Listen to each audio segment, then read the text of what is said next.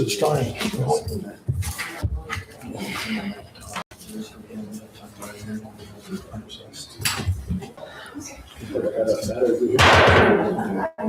Okay, everybody, welcome to Tocqueville City Council regular business meeting on May 20th, 2026 at 6 p.m. at the Tocqueville City Hall, City Council Chambers.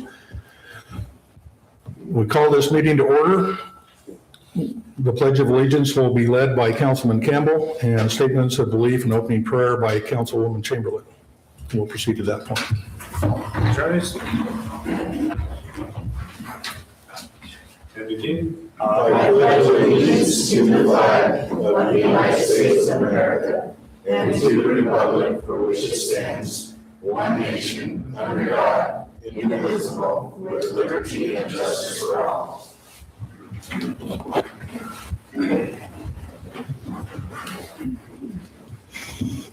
Our Father in heaven, we're grateful to gather this evening as a mayor and city council to discuss the affairs of Tocqueville. We pray that thou wilt give us the wisdom we need and help us remember all the things we've studied in the city code and general plan as we discuss these items. We're grateful for all the blessings we've received of a beautiful town and wonderful community members, and we're grateful for the water we've had this year and pray that thou wilt send more. And we say these things in the name of Jesus Christ. Amen. Amen. Amen. Okay. Moving on to approval of the agenda order. Do we have a motion?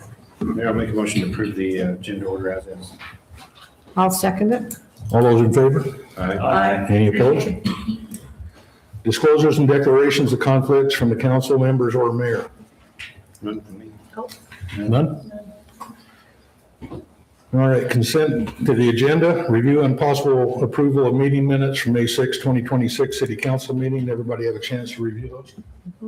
Yes. Do we have a motion or comments? I make a motion, unless somebody wants to comment. I make a motion that we approve the agenda meeting minutes for May 6th, 2026 city council meeting. Do we have a I'll second? second that. All those in favor? Aye. Any opposed? Review and possible approval of city expenditures from April 2026. Everybody review the expenditures for the month? Yes. Any comments? Do we have a motion?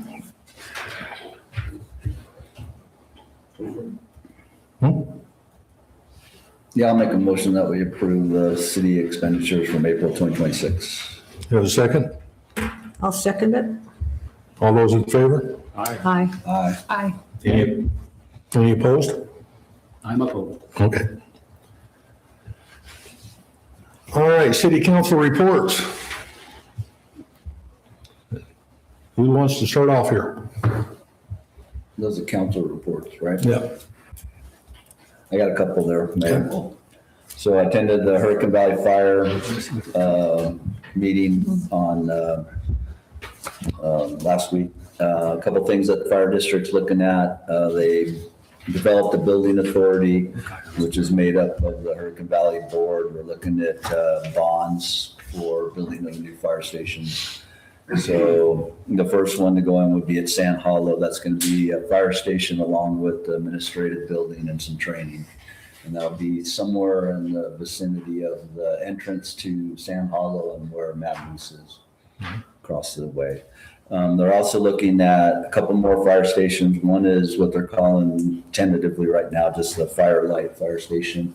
And that is, actually it's going to be in Leeds, but it's going to be right on the border of Tocqueville and Leeds, somewhere in the Silver Cliffs, Firelight area. They're working with developers and trying to see what they can arrange through the developer, just get some land and that kind of stuff. So that's the second one. And they're also looking at Kolob for a fire station during the non-winter months.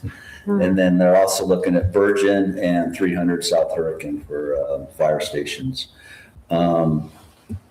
The fire department has a dedicated wildland battalion chief, Chief Harmon, and he is willing to come out and give the city a program on wildland urban interface, along with the new state bill that's in place, and also kind of what we can do to help ourselves and residents within Tokerville.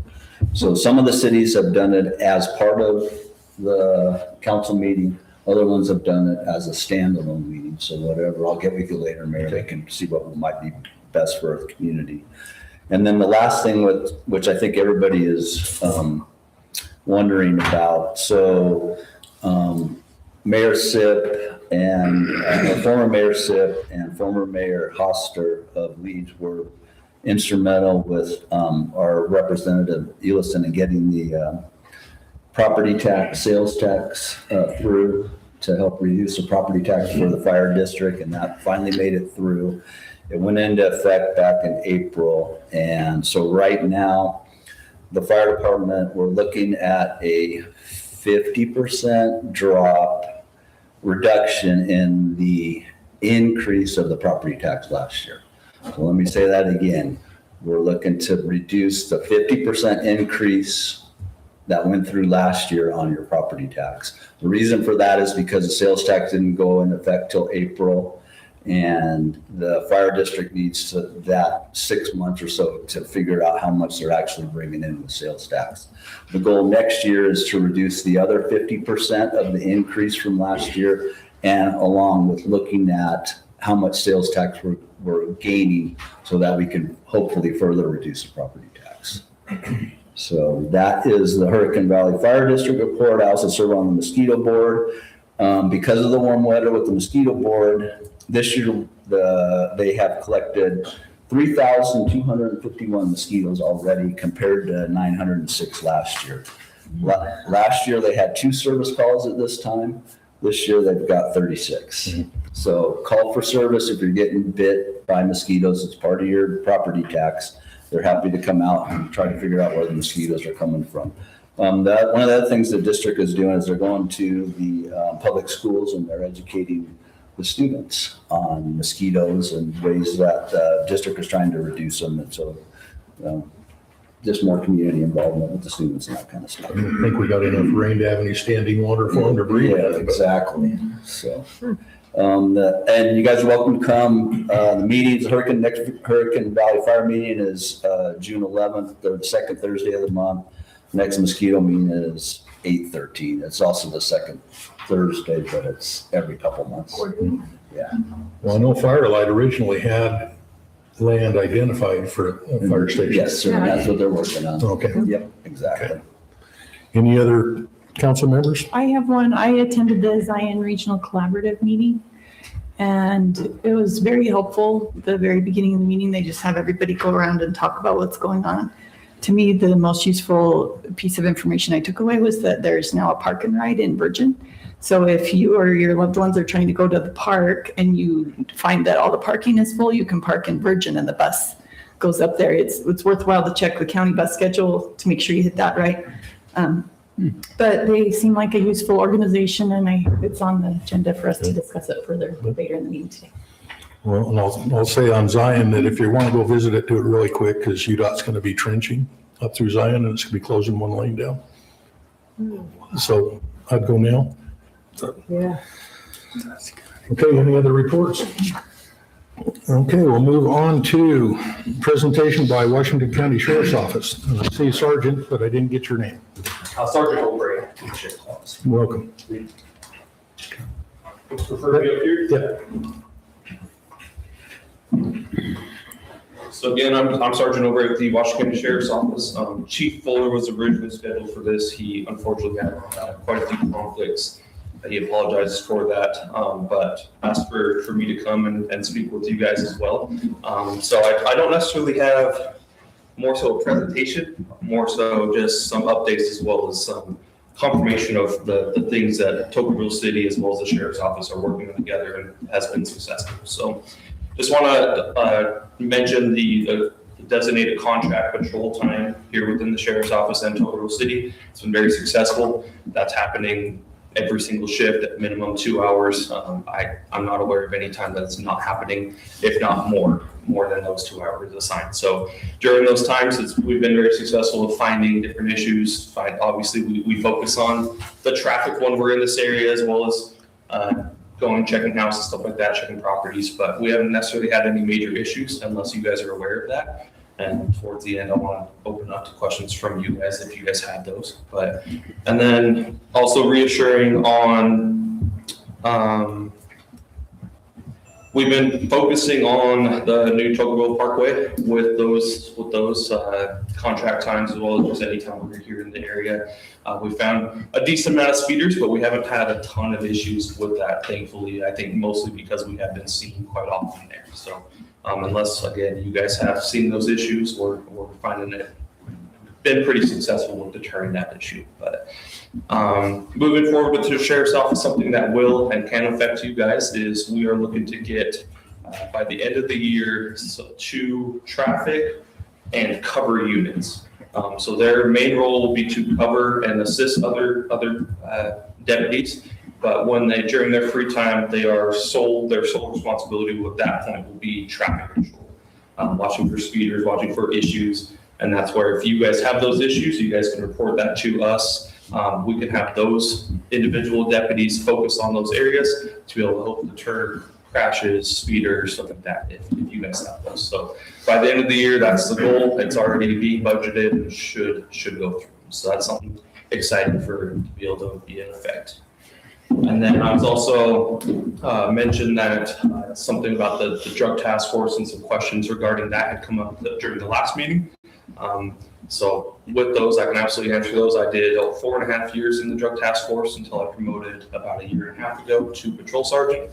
So I have quite a bit of experience in that. I'm familiar with this. So if you guys have any questions with that, I can answer that. But that's more so kind of our update. I don't necessarily have, like I said, a presentation for you guys, but hope that kind of keeps you guys up to date on the sheriff's office working with Tocqueville City. This time, do you guys have any questions or any comments, concerns? Well, one, I think on the drug task force, how much activity do you actually have in the Tocqueville area? Not a whole lot. So the 4.5 years I was in here, there was 1 year where it was a problem, and I'm sure you're all familiar with the 121 North Ash Creek address. So that was my search warrant and in my case that I worked on that. Since then, we haven't really had any issues. So thankfully, Tocqueville City is very, very low key. We don't have a ton of issues with it. And when we do have issues with it, we're familiar immediately because of the great community we have here. And since then, we really haven't had any issues, and we don't get a lot of issues out here. Well, I think what the citizen brought up is with the contribution the city does, how, and overall, what's the benefit to Tocqueville of the drug? Of the drug task force. Yeah, so the drug task force is not just so they focus on drug dealers. That's the main priority, right? But they also are the main resource for priority of life situations. So that address that I just mentioned, that was more so a priority of life search warrant to be able to, because everybody in this area was sick of that address. Everybody in this area was being affected by the traffic, by the police interactions at that location. So the drug task force is a benefit to Tocqueville City in situations just like that. Yes, you guys don't have a ton of interactions with the drug task force day to day, but when it does happen, that is the best resource you can have and the best resource to shut those things down immediately with the best long-term solutions, rather than just a patrol unit that can only focus on it at times when they're free or not available. That unit is just for that. And when they solve those issues, it's long-term solutions. Rather than just trying to do a traffic stop and that's the end of that involvement and you're repeating that stop. And one more from me before it heads off to someone else. We're looking at right now, we've got a development possibly coming in 2 miles south on Mills Road. That's going to be a substantial development, 1,500 units when it's fully built out. Yeah. How would that impact the relationship with the sheriff's office from Tocqueville? Yeah, so Tocqueville's, in my opinion and from my experience as a patrol sergeant, I think Tocqueville gets more law enforcement action or more attention from the sheriff's office and deputies, more so than any city. Because it's a major corridor, like you guys know, through to the park, as well as all the east side of the county, if anybody's coming south on 915. So it's definitely a focus point. With that, the sheriff's office is always growing. We have plans, like I already said, about adding 2 new units to be able to assist with those things. And we're not done we're trying to grow just like you guys are, right? And that will definitely be a focus point of trying to grow with the surrounding areas to be able to assist further with growth of you guys. We know it's not a secret you guys are growing, and that's definitely not a secret that we're trying to grow and maintain the coverage we already do, as well as provide even more. So that's we're aware of that, and we have plans to grow with it. Any questions from the council? The drug task force is an interagency. So it's a metro task force. So there are the whole Washington County, every agency that wants to put somebody in can. So we have St. George, Washington County, Washington, a bunch of different agencies. And that is somewhat how you do the enforcement along 15, where you're pulling over potential and making those larger drug busts that we read about. Yeah, That's one of the. yeah, that's the sheriff's office itself has been putting on court or monthly interdiction shifts, criminal interdiction shifts, where we've been focusing on those things all the way from the state line all the way up to 42 at our county line. But this area is definitely one of those spots that we hit as well. But yeah, they integrate with that, as well as we have different units that focus on that as well. Any others from the council? Public have any questions they'd like to ask? Okay, Sergeant, thank you very much. Thank you. Thank you. Thank you. Okay, the public forum, limit to 3 minutes per person. Please address the microphone and state your full name and address.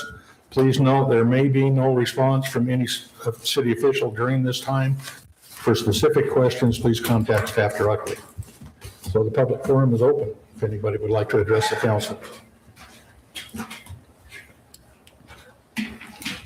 My name is Kathy Bentz, 370 West Shangri-La, and I just wanted to comment, since I appreciate that you guys are letting us comment on things that will be on the agenda. So I was going to make a comment about some of that. I sat through all 4 hours of the Planning Commission meeting. It was pretty amazing.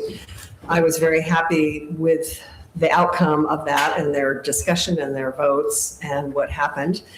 I was left with the impression that there are still many unknowns regarding both the liabilities and the benefits of annexing the Solera property.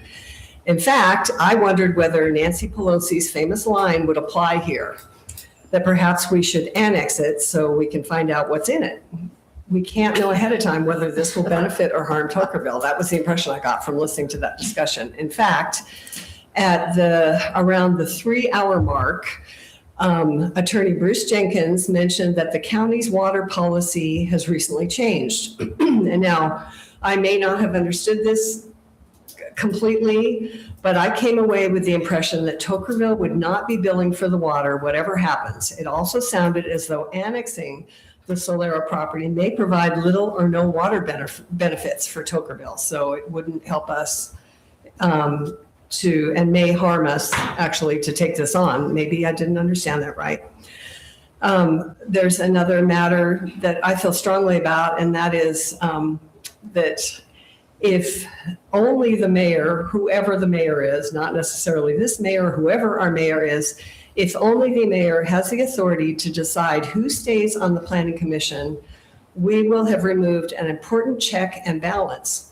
A planning commission member would never feel entirely free to question the mayor.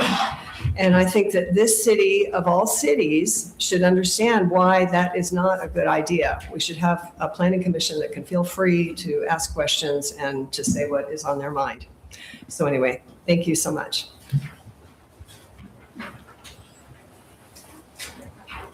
Anyone else for the public forum? Okay, we'll close the public forum. I'm old, it takes me a while to get up. I've seen you move faster than that. Thank you. I am David Scared, 204 North Sunrise Drive. Some of the people in this audience have heard my spiel from last week. Thank you to Mayor Kentland for the open house a couple of weeks ago.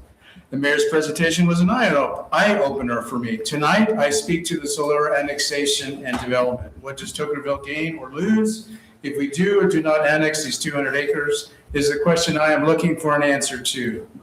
Internally, is Tokerville staff crunching numbers? for infrastructure costs if we do or do not proceed. I hope we are not relying on the developer for those numbers. I look forward to the analysis the staff are beginning or underway or completing, and I look forward to the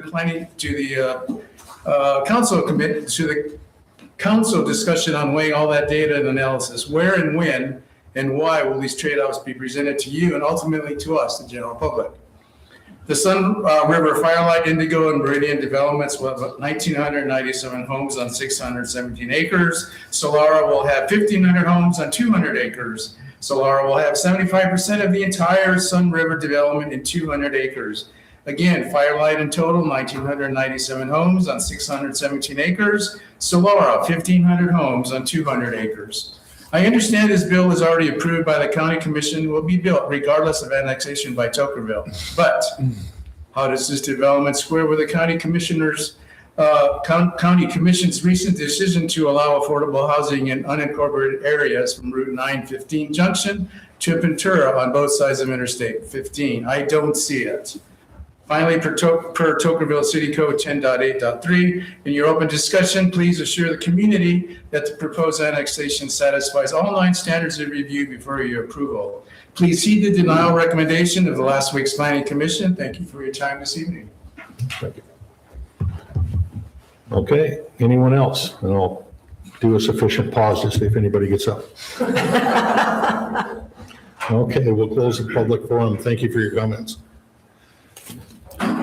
All right, public hearing, tentative budget for fiscal year 2026, 2027. So we will open the public hearing. Actually, we'll hear from Mr. Billingsley first, and then we'll open. Happy to speak before or after the public. Yeah, there you go. Go ahead. Just as a matter of procedure, any changes made between a tentative budget and a final budget should be mentioned during the public hearing. And so there have been a few items as we prepare a budget essentially 18 months in advance of the end of a fiscal year. And so there are things that come up in the interim that are important to make note of. So here I have 4 notes that I wanted to make, just comment and notify the public of that will be changed between the tentative and the final budget that we know about so far. Those being, the first being in Fund 41, which is where we track all of our revenues and expenses tied to the Tokerville Parkway project. We originally only budgeted for those change orders, which had already been approved. We now have a number of pending change orders. So in order to avoid a budget amendment, we're going to just go ahead and increase with a conservative assumption on the amount of expenditures. There's still money in that. There's some leftover money in the Parkway project from UDOT funding that will cover those expenses. We will see an increase in the Westfield Park budget as there will be more rollover expenses into the next fiscal year than we anticipated when creating this budget. We are reducing the projection on the number of building permits from Indigo. As you know, building permits are a big part of a growing community's revenue, especially to cover the costs of a planning department. And we originally anticipated that they would start pulling building permits in July. We now have updated information that's more likely to happen in December. As a result of that, we will see some direct costs that are reduced. So we'll have fewer inspection costs tied to that. But then there will also be some other departmental adjustments made because of that reduction in revenue. Just trying to get ahead of it so we're not behind it like we were this year. And that's all that I had. Thank you. Now we'll open the public hearing. Do we have any public that would like to speak on this? And with that, we'll close the public hearing. Okay, Mr. Billingsley, I assume that you've got fiscal year 2026, 2027 compensation schedule for executive municipal officers. Yeah, so this has been publicized this is put out to the public in the Utah Public Notice website. Every year, cities are required to hold a public hearing as it relates to the compensation for municipal officers, technically is how it's defined.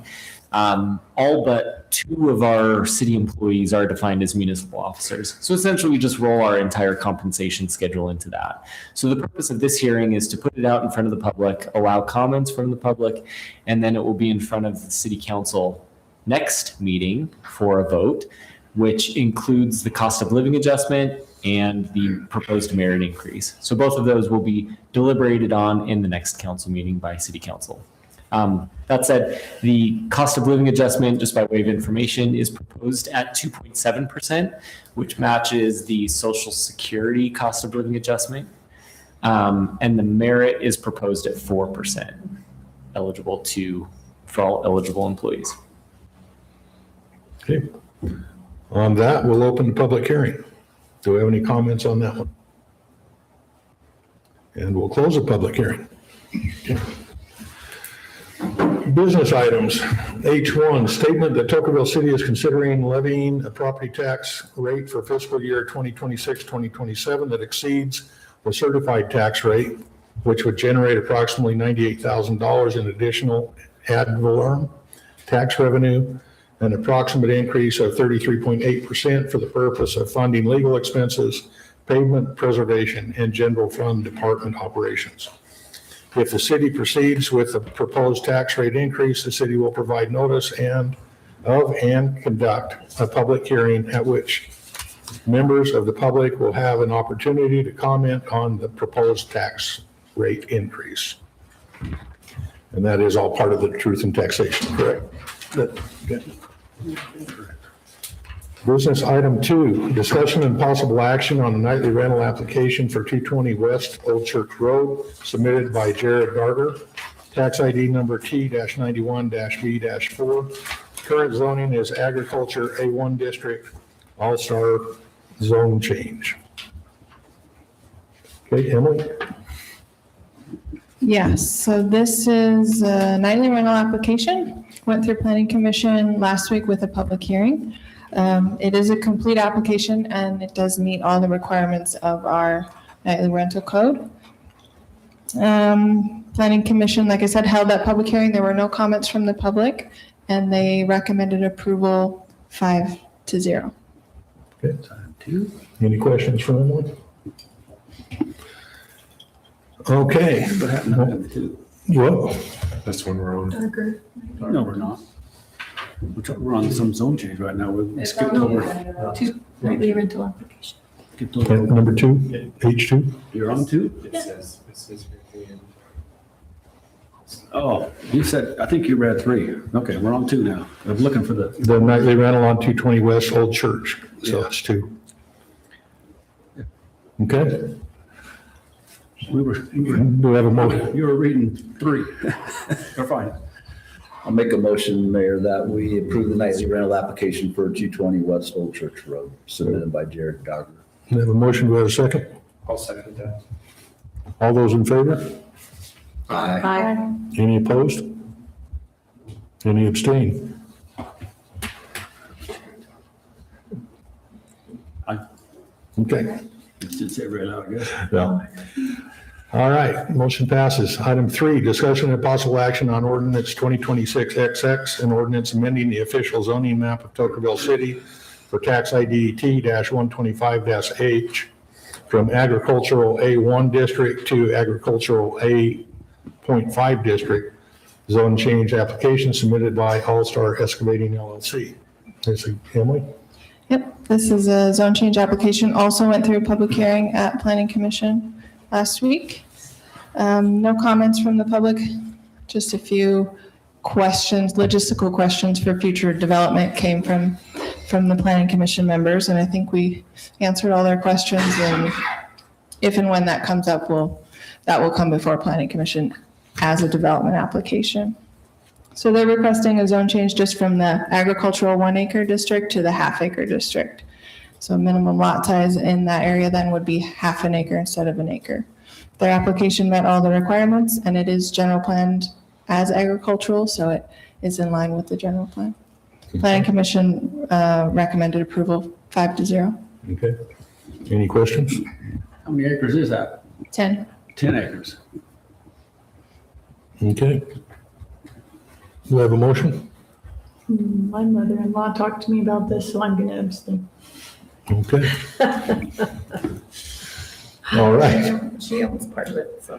Do we have a motion? I'll make a motion, Mayor, that we approve ordinance 2026-XX, amending the official zoning map of Tokerville City for tax ID T-125-H from agricultural A1 district to agricultural A 0.5 district.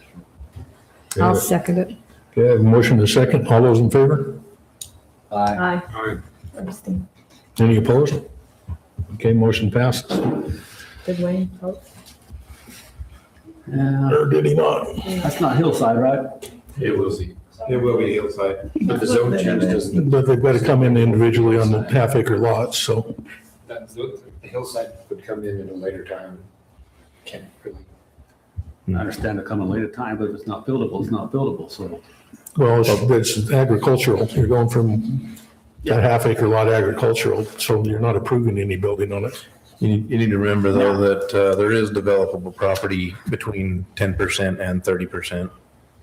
So yeah, anything over 30% would not be buildable or allowed to be built on.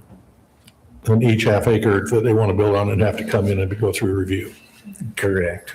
So they've got, Okay. So we have 4 ayes, 1 abstain. Motion passes. Okay. Item 4 and 5 are somewhat tied together. I'm going to suggest that you guys make a motion to consolidate the deliberation on the pre-annexation agreement and the development agreement, but no matter what, you have to vote separately on each item. Okay. You would like us to discuss them? I think it would make more sense because the development agreement is an exhibit to the pre-annexation agreement. So it makes more sense to consolidate deliberation. That would be my suggestion. You do have to vote separately on each agreement though. So we talk about it all together and then we vote Exactly. on each item in the order they're in. Yes. I think they're two slightly different things. I mean, pre-annexation might meet the code, but the development agreement doesn't.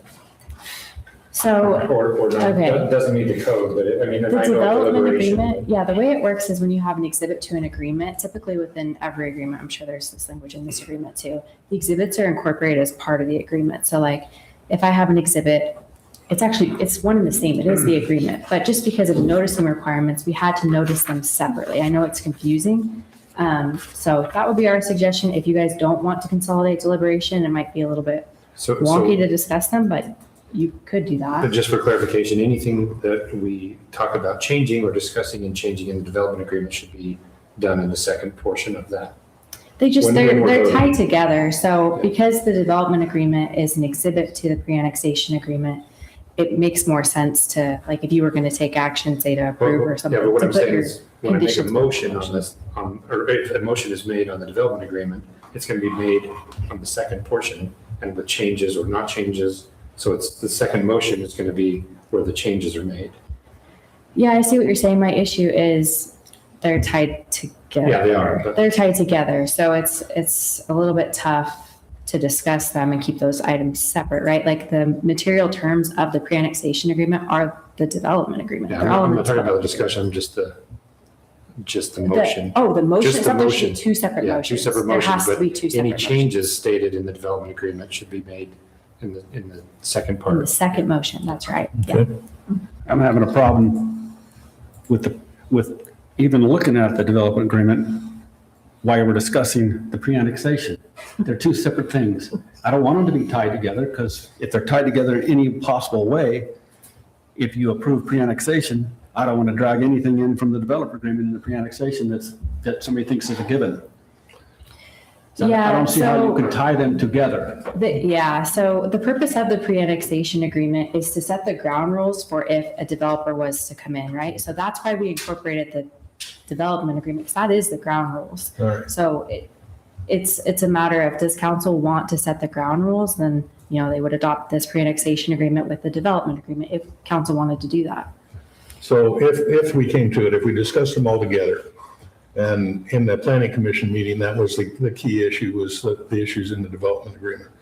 So if we discuss them together, when we do the pre-annexation agreement, and I think it's Exhibit D is the development agreement, can we do that and exclude Exhibit D and discuss You can that do since it whatever is a you- separate item? Yeah, you will have to vote on these two things separately. So Okay. you could do that. I would just as far as deliberation goes, Right. I would just suggest opening it so you can talk about both things. Right. So that you're not trying to talk about the pre-annexation, which really the bulk of it is the development Right. agreement. It's just a little bit awkward. So Right. I would Okay. consolidate it.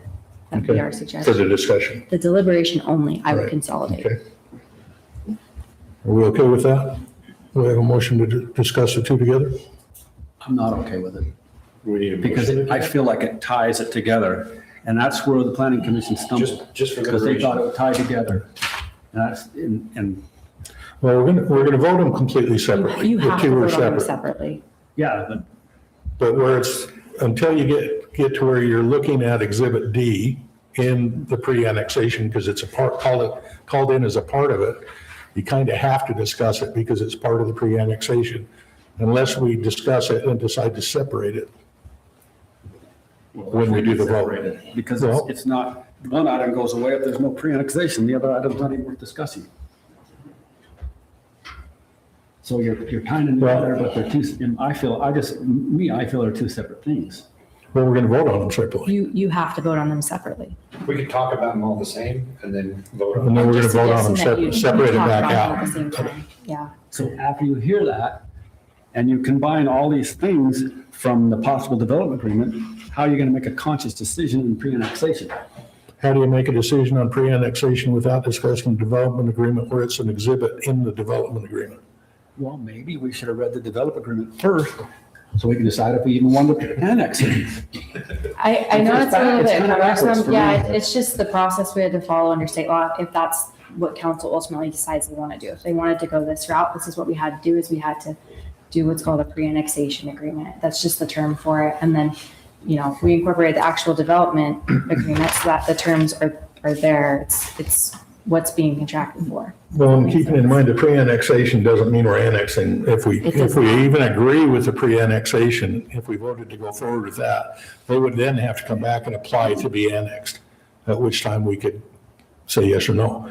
But it would also, we'd have to look at, and that's why I kind of don't like the two being together, is because we can be fine with annexing them and have no issue with that, but we have issues with some of the items in the development agreement, which we would either have to negotiate or say it's just a non-starter, and if you're not willing to negotiate, then, but we've got to at least get to that point. The pre-annexation doesn't bind us in any way. No, it doesn't. It is a I'm having binding a hard time contract with in that the- what I'm you having the- agree to in that pre-annexation agreement, those are the ground rules they come in under. So it Right. is binding in that aspect. It does not bind you to annex the property. Correct. The applicant will still go through the traditional annexation process and the city can say no.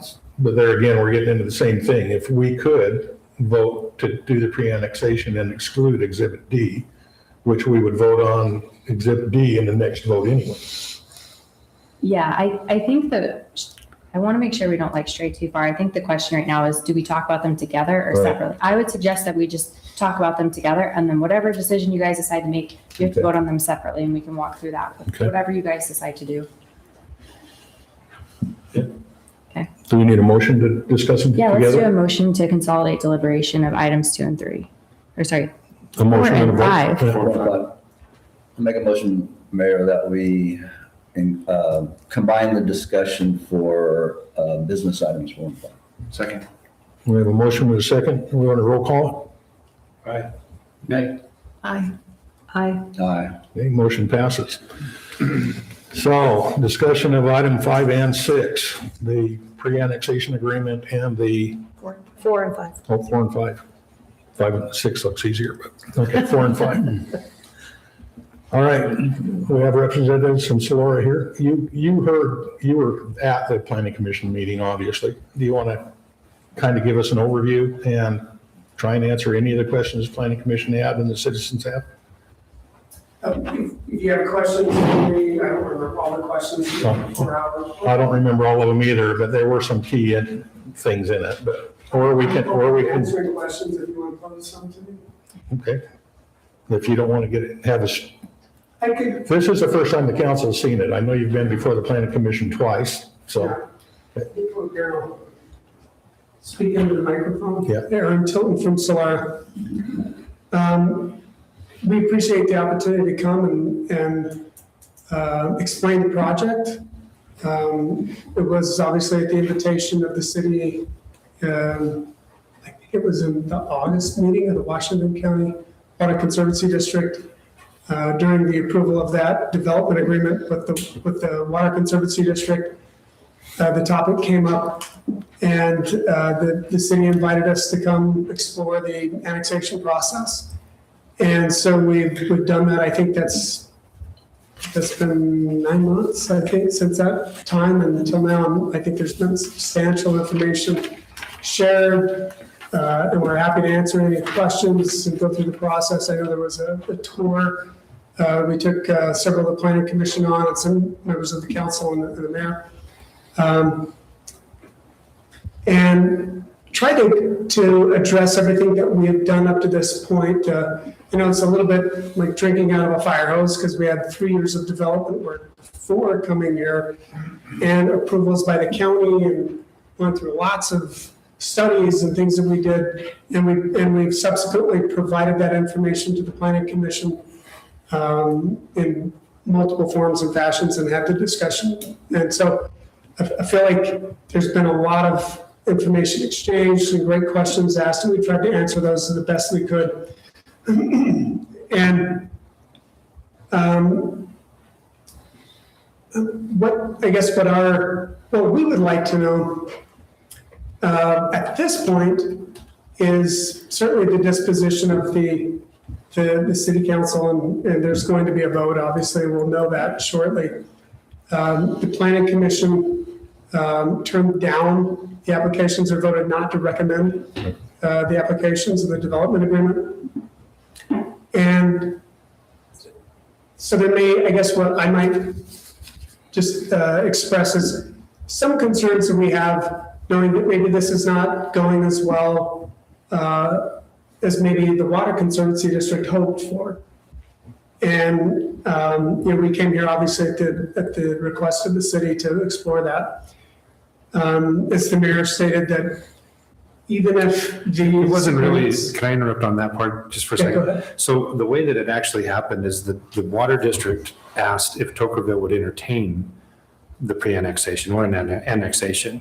So we didn't request, no one at the city requested that we annex. They asked if they would, because the water district really hasn't changed its stance entirely on what it's going to supply its water, how it's going to, it does not want to be a retail supplier. So that's why they asked the city if we would be willing to annex it. And it is inside of our annexation policy, so we can't really say no. And that, me and Ben were there, and that's how I remember how that went. It wasn't that we said, hey, we really want them to come to the city.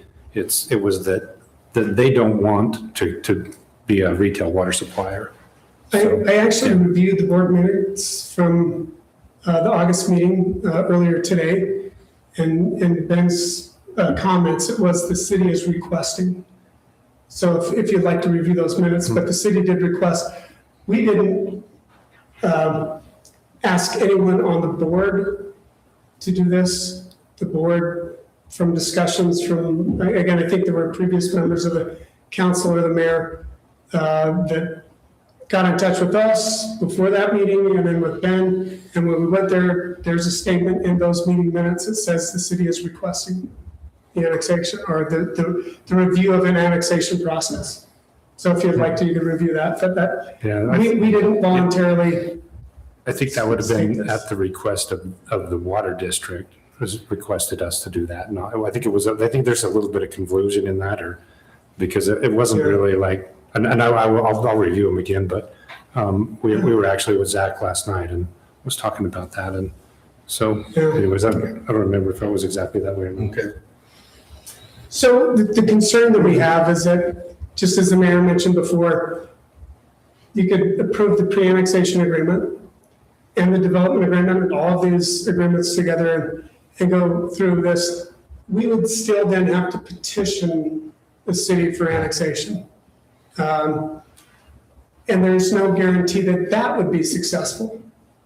There's a process that as discussed, it could take anywhere up to 6 months-ish to a year to go through that process, which for us as the development side of our economics, we have carrying costs, it adds an enormous amount of costs, and we have contracts that if it were to go beyond the October deadline, we could not meet the delivery schedule for the current customers that we have already signed up for the project. And so the builders are expecting lots to be delivered at a certain time frame. And if there's any delay beyond October, which is basically 5 months from now, the contract would be in violation. The contract we would be in breach of contract at that point. And so that's a significant concern for us. There's penalties, again, the financial considerations are significant. I know there's been discussions about impact fees, and maybe discussion of negotiation of those kind of things. One of the issues that we have, again, is if the impact fees are at a certain level beyond what the county has required in the approved development already.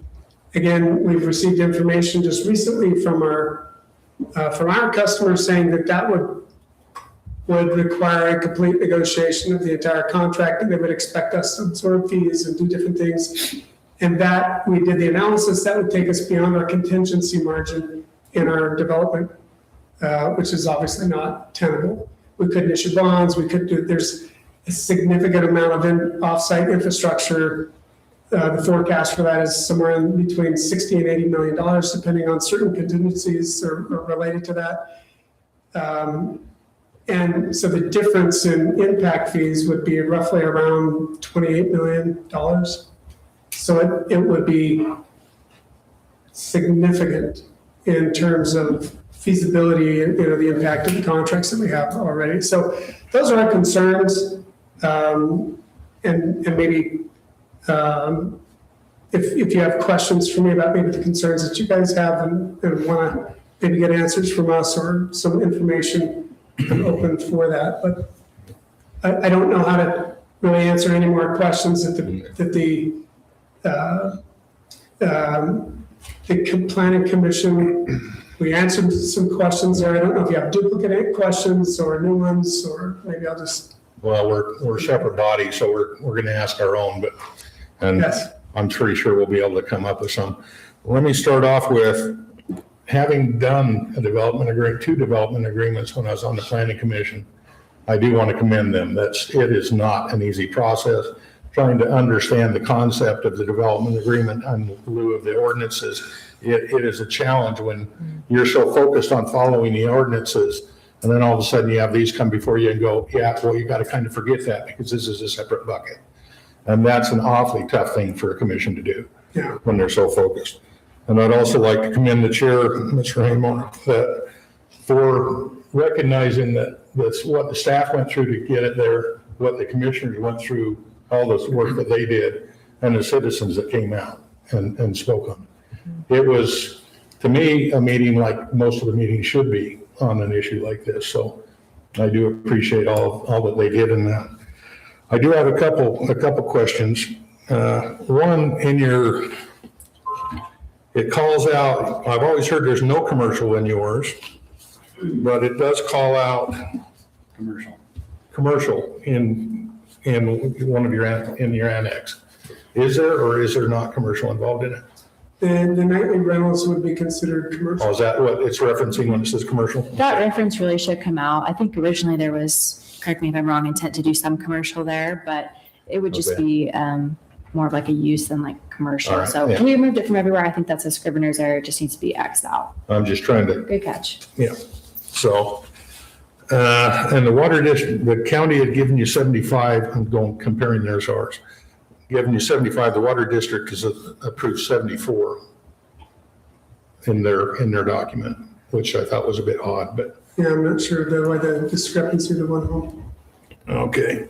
And then, let's see, your traffic study on 11/23, that didn't take into account Boulder Ridge or Chief Toker Reservoir, I believe. Is that correct? We preceded those projects in Right. the study queue with UDOT. And Right. so the way that they order those is if you submit your study first or before those other ones, then all of those that come after in that study have to consider yours. So they're additive. Boulder Ridge, their traffic study had to consider our study. So it was a little bit, or even though they built theirs first, Right. they had to consider our impacts. Okay, and I'm concerned about both of them, so that's part of our issue is with maintaining the road and the traffic impact and everything else, how it impacts the city. Density was brought up in the planning commission meeting that we have our RM1, which is 6 ERUs, and RM2, which is 10 ERUs, and you're 7.5, correct? So that much I'm not that concerned with. Setbacks, I've always had a problem with. We made some adjustments for Firelight. Our ordinance is 25 on the front, 10 and 10 on the sides and the rear.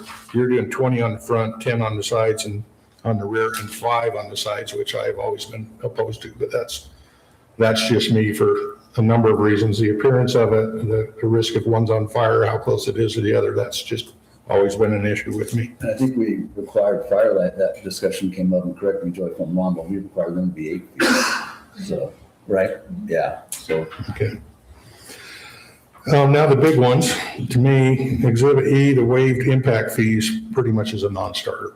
It just, we have never waived impact fees. Every development that comes in is put the roads in, everything else in to come in and ask that we just completely waive fees is. I will speak on that just to Okay. provide a little context. So originally the way this was drafted was, we'll determine what system improvements Right. are eligible for impact fee credits down the road. And the issue with that is then every time there's some sort of improvements, like, well, does it qualify for impact fee credits? It's kind of this question, and it could be like a fight down the road. So in order to try to avoid that, we said, tell us what you think is eligible for an impact fee credit. And then you as council will review it and decide what you think, what you would be willing to give an impact fee credit for, if anything, right? So that was the intent here. Okay. Well, at least what's called out in Exhibit E is essentially what every developer has had to put in. And then if they come and provide something to the city, right? They upsize pipes that we need upsize. If they do an additional park that we would request, then we would consider it. But just the basics of what a developer is required to put in just to do a development, I was taking it that you would look at, because you're going so far down Mills Road, that you would on the road impact fees. And to me, every developer is going to have to do the road to and through their development. And we don't give credits for impact fees on that. So that's kind of my concern on that one. And I'm just going to throw all mine out first. And the nightly rentals, Tocqueville citizens were at 5%. Firelight, we went up to 6%, but they were required to have them all blocked into blocks. You're at 13.3%. And the way I read it, for those that are non-resident, they have to be in blocks of 50. But the owner occupieds they had to use the management company, but were not required to be in that block, which means if they're owner occupied, they could be spread throughout the area at 13.3%, which is, our citizens currently are 5%. So that just, to me, can't happen. And that's mainly my concerns on those. And like I say, those are all in the development agreement, which is kind of why I would like to have you come in, but we don't. The way the development agreement sits right now, that's a tough sell. It really is. For me, at least there's 2 of those that are just, for me, at the very start, it's just an absolute no. We don't do it for the developers here. We don't do it for the citizens here. So if we're open to discuss it, that's one thing. But if we had to make a decision tonight on the development agreement, that's an easy decision for me. On the annexation, I'd love to be able to tell you, yeah, I would love to annex it, yeah, because we're going to be impacted by you whether you're with us or not. So just from a simple standpoint of me, I want to have some control over that and anticipate and deal with the problems we're going to get out of it. So the benefits that you're identifying in your fiscal evaluation are all driven by commercial that would come that is outside your purview and outside of our purview. So it's a neat thing showing we're going to be that prosperous, but we're all just guessing at this point, how sellable our commercial areas are going to be we're just going to have to wait and find out. So the fiscal analysis for me is a little difficult as well. Mayor, you brought the physical analysis, and I was wondering if we can get Ben to give us his take on the financial analysis for us. Yeah, I mean, I did create 2 quick slides if we wanted to, if we wanted to pull those up. Just to kind of summarize my perspective on the fiscal impact analysis. This was something that we did request of the developer to do. They were very compliant in doing that. They used a consultant that I've worked with in the past, Better City. They do economic analysis, economic development for cities. I guess I do have 3 slides here. So the overview, simply that over a 4-year analysis, it's determined that there's a net positive impact of $7.7 million. There's this conversation about how population affects new retail opportunities. And as we know, commercial development provides retail opportunities. However, from a fiscal perspective, that wasn't included in this dollar amount. So there is a sales tax revenue considered as part of it, but it's not saying this will open up new, say, restaurants at Boulder Ridge or Anderson Junction. It's just simply saying there's a population component that increases your sales tax revenue. So those assumptions are not built into the financial model. Just kind of a side note there. I would note there are some enterprise funds commingled with general funds. However, as a whole, for example, the water over that 40-year analysis is net neutral. So it's a wash. As you know, it doesn't produce revenue to the general fund, but it also doesn't detract. So it's okay that those are commingled. I found that all methodology was fairly approached. These are guesses, right? I mean, it's really hard to estimate how much asphalt is going to cost in 40 years. But I didn't find, these consultants were hired by the developer, but I didn't see that there was any favoritism or any favoring to the developer in this analysis. I'm going to go to the next slide. I wanted to talk briefly just to the revenues. I already talked about sales tax. So primarily the sales tax revenue in the fiscal impact analysis is the population distribution. So a substantial portion of Tokerville's general fund revenue is sales tax. And even that's despite not having sales tax outlets, right? And that's because in the state of Utah, a portion of sales tax is distributed based on population. And so the revenue in this analysis is purely from that population distribution, and also sales that are collected via, like when somebody in the community buys a used car, right? That comes back to the community as well. So there is some local collected sales tax, but it's primarily just a population distribution. There's a transient room tax from short-term rentals. This is a 5-year build out. And I will say, I would note that in this analysis, it was assumed that 10% of the units would be short-term rentals. And the other note that I think is important as part of the fiscal impact analysis is that it did consider all impact fees as currently outlined in the fee schedule. The city code. Yeah. Yes, exactly. That was in the one that the developer provided us? Yes. Yeah. Okay. And so that 7.7 million net positive includes impact fees. Okay. And I would note, Aaron made a mention of something north of 20 million. At 1,500 units, our current impact fees are about $12,141 for one house, which totals 18.2 million. So there's maybe some discrepancy in calculation here. I think that number might include the water from the Water Conservancy. And the sewer, I think, include water and sewer. Got it. Okay. So they don't directly. They're outside our purview, so, Yeah. Okay. Yeah, we can't control them fees. If you can get them to waive theirs, I'm all for you. Yeah, get them to waive theirs and then we'll keep ours. There was one revenue that was omitted, that would be Class C road funds. So any dedicated roads would add to our road mileage and increase road revenue. So that would be actually favorable to the city slightly in offsetting some of our road maintenance costs.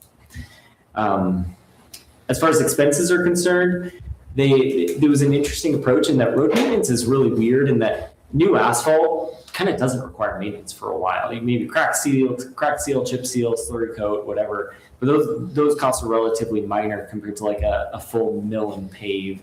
And so you have this expense curve that's pretty flat for like 30 or 40 years. And then all of a sudden it's a massive spike. They assumed a straight line cost of road maintenance which, in theory is great, if you could set aside that money every year. But more in practice, what you see is cities just kind of using new money to pay for old roads. That's kind of the more common approach to road maintenance. As far as admin expenses go, I provided the information to the consultant on that, and I felt like it was a fair representation. There is a cost kind of per population to administer a city, and that's what it's trying to capture there. As far as public safety expense is concerned, you'd see that fire's obviously not covered as that's a property and sales tax. However, law enforcement is contemplated as part of that. We're currently contracting with the sheriff, as everybody knows, and it does increase according to population. So as they approach full build out, it was something like $250,000 annually that would be contributed, and we anticipate that our contract with the sheriff's office will increase as our population increases. Say that again, the 250,000? Yeah, $250,000 is about how much they're assuming public safety will cost for the 1,500 units. So it's this, if we're currently paying $60,000 to the county, over time, that's going to have to increase with the population increase out there. And so it's a rough guess, but I think it was fairly accurate. I mean, as far as the limited information that they had. And then again, that water fund is net neutral. So even though it's rolled into the general fund, I would say it's a fair representation. And that's kind of my summary of what I took away from the fiscal impact analysis. A lot of, if I remember correctly from the Planning Commission meeting, watching it on YouTube, some of the comments were that initially the city was going to accrue expenses because of this development coming in, where we wouldn't have the revenue right away. So the residents we might have to raise taxes, things like that because of this coming in, that we're going to incur expenses. Yeah. Can you speak on that? Generally, the opposite is true. Yeah. So there's this idea that there are certainly some expenses tied to new development. There's planning review, but there's revenues tied to that as well. For cities, the big kind of revenue injection is those impact fees, right? That's what's injecting revenue into the city's coffers. So it's the long-term expense of a neighborhood that really kind of eats away at a city's general fund, kind of that 30 to 40 year mark where you're replacing roads and water's enterprise funds, but it's the long-term maintenance that really costs the city money. Yeah. So when we're sitting here kind of talking about, like, we're trying to be really transparent about the numbers, and I think you guys did a wonderful job on the analysis. I think it outlined a bunch of stuff, but when we look at a 40-year term and a net profit of 7.7 million, and then we look at what I think we calculated is about 18.9 million of impact fees, that puts us at a deficit of 11.2 million, right? So how do we as a city council on the impact fees just alone say to the residents, yeah, we're going to take $11 million loss to bring in that portion of the city? So that's really the biggest struggle I have is that portion of it. And I think that Dan is correct. I have no problem with doing pioneering agreements for upsizing lines and stuff in that nature, because that's just what we do, right? I have no problem waiving some of the impact fees that would be a direct cost to the city for cost sharing in the roads and things like that. But as far as, and I would love to be able to determine how much they want, but I don't think anybody really knows that number yet, because that hillside over there that I think we're talking about it could be a little, or it could be a lot, we don't know. So as far as that goes, is there anything that you can say with confidence that we could tell the citizens that would be any indifferent than that? I guess what I would say is this, is that I do feel like the staff and the process was a significant, real effort to understand that question, right? There was we've spent a lot of money to provide answers, do studies, do these things and go through that process. But at the end of the day, I'm fresh out of crystal balls, right? And so to say something or represent something that, to your question, that says, oh, it's all rosy and great and it'll be exactly, I can't do that, right? Nobody can.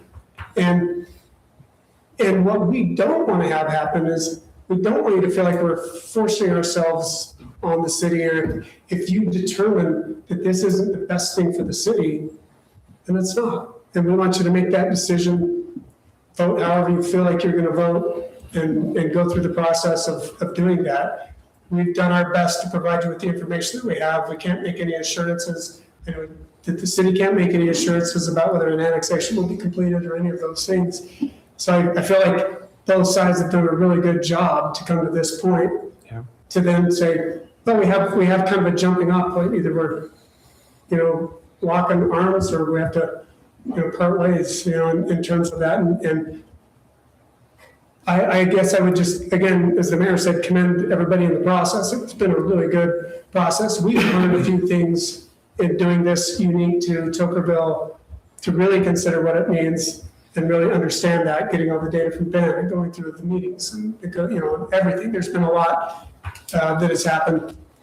And we were actually kind of doing a lot of that simultaneous with the county, doing the bid process and going through those kind of things. So it's been very helpful, but you've got to vote the way that you need to vote. We don't want to force you to, to take the annexation. If it doesn't really suit your purposes, then we're okay with that. And I think that's in the best interest of the citizens for this, here are the taxpayers here and the citizens here. If it doesn't meet the needs of the city, then we're okay to stay in the county. Well, and let me say this, we're going to be impacted no matter what, right? And that's my point. If we're going to be impacted, I would like to have some control over it. If it's a financial benefit and we can have control, that's one thing. If it's a financial loss, it's not worth the control. So at this point, I think, and I'm just throwing this out since I'm not a voting member, if we were to do something tonight, I think that going forward on the pre-annexation is one thing.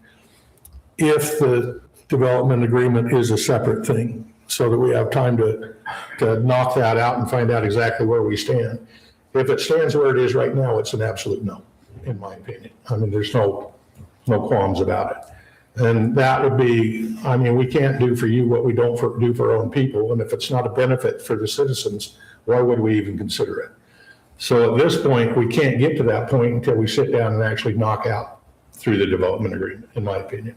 Well, I have no problem working on the development agreement and asking questions about that here, and then even making a motion on the development agreement, whether it's good or bad, whether they like it or not. We can still make a motion on the development agreement and make it comfortable for the city. I don't have an issue with that.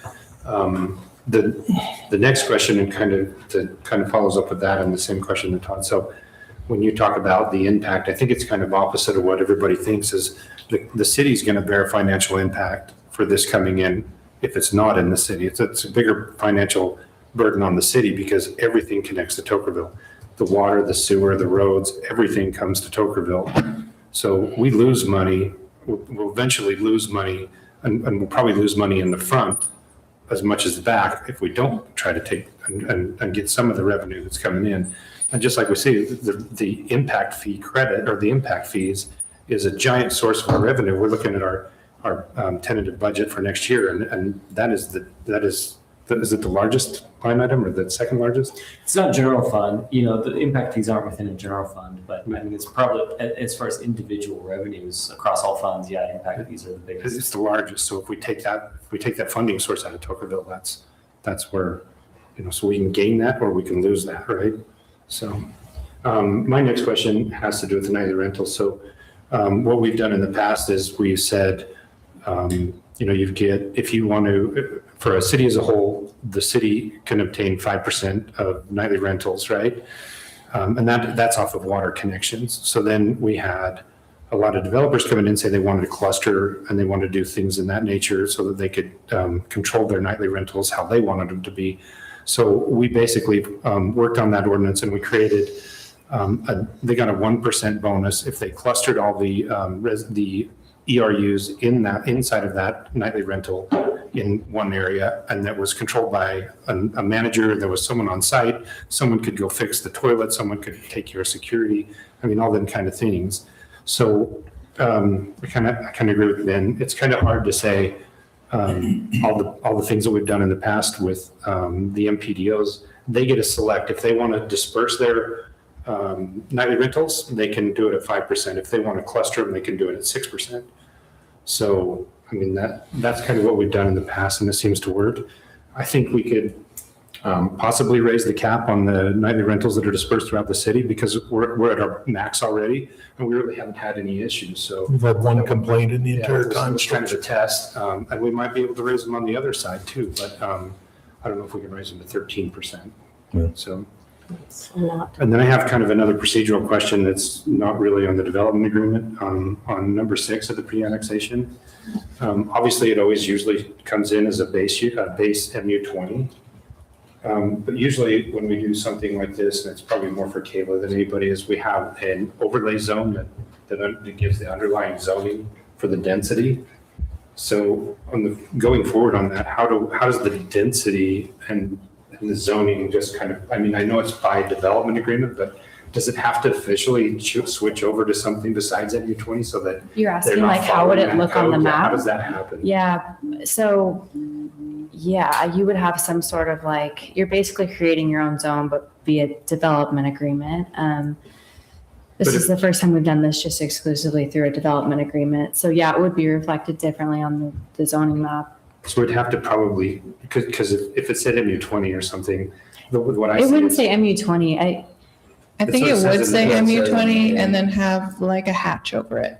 That's how Firelight is. So I So we'd know, have to create an overlay zone that says. We don't have to create an overlay Development zone. agreement It's or by something. development agreement Just only. gotta say The MPDO is different. That was done via ordinance, but also involved a development agreement. I know it's kind of clunky, but here we're just doing it exclusively by development agreement. What I don't want is like Councilman someone Ford. to come in and say, well, this is an MU20 property. You guys don't have the right to do that. Oh, no, They this have will be to- recorded against their property. The development agreement will be, I mean, you will know that it's there. Okay, It won't be hiding anywhere. good deal. That's my question. Wayne? Yeah. I don't want to get in the way of your deliberation. That's obviously the most important, but I did prepare like a PowerPoint. It's the same one that we went over with Planning Commission, but if you guys think it would be a benefit, I'm happy to go through it. It just has some of the main terms. If you guys are like, no, we just want to jump in and continue talking, then just go ahead. But I just wanted to make sure you didn't want any more, you know, Let's just not over. disrupt Wayne's train of thought. So, Okay, Let's just jump in. you got it. So I spent 4 hours in that meeting with a full house attendance of regulars and new people. Been thinking about annexing out there and trying to figure out why we want to annex that. Because it's tied to the development agreement that we're all discussing that we don't like. If they built in the county, I think you're still going to get your sales tax because they're going to support our commercial. I believe they would. So that would be a plus. But the impact fees, that's our bread and butter. I just cannot get over the fact that they would want to waive impact fees. You know, it's already a PID. And then a PID, the developer puts that burden on the citizens. So I don't think there's no affordable housing available there, even at 380 or 400 that was suggested, because of the yearly impact of the PID. That costs people dearly and they can't afford that, along with the property taxes. And the vacation rental thing, allowing that many vacation rentals there and superseding every citizen in this town who were started and they fought to get their vacation rental, it hurts them because there's so much competition, it hurts them. And I don't think that's fair at all, to be a standard for us and then 200 over there, 13.3%. It's not, and that was a big issue with planning commission and everything else. For me, the water's not a winner. BNC road funds, I don't know how much you get on that, and you really don't do anything out there but maybe grade it once a year. I have no problem letting that stay dirt road forever. I have no problem letting them go to the county and using that road, because they're gonna come into Tocqueville and spend some money. But it appears to me, everything that everybody's talked about and through the planning commission, it's not an affordable option for us. And it doesn't even fit the general plan and it. Well, and- is the and- pre-annexation affordable or is it the development agreement that's affordable? I know, I'm talking about, I guess I'm talking about it as a whole, but I don't want to even talk about the development agreement, but it is a little bit. But I listen to the people. I want to do what the people wanted and what the people say they want. And if they say they want this and it's a bad idea, then do we the one that take the risk? Or they take the risk along with us? If we don't take it, what are we out? If we take it, we get a lot more population, a lot more vacation rentals with really no money. So I'm looking out for every citizen that's sat in here and every citizen that I've talked to the last week, what they thought. And it all might be wrong, but it's what they thought and it's what they wanted. For me, I don't see any point of going past pre-annexation. I've stressed with this, it just doesn't fit. I know y'all want it to fit because you think you're gonna get a big benefit out of it. But it's just not there at this current time and this current arrangement. I think you bring up some good points, which also just reiterates what the mayor brought up and also what Joey's been talking about in adapting the development agreement to fit Tokerville. And I think I appreciate all our residents coming out and talking. I appreciate the job the planning commission did. What I was disappointed in is that they didn't have this discussion specifically about the development agreement and talking to the developer. Why couldn't they fit it into our codes?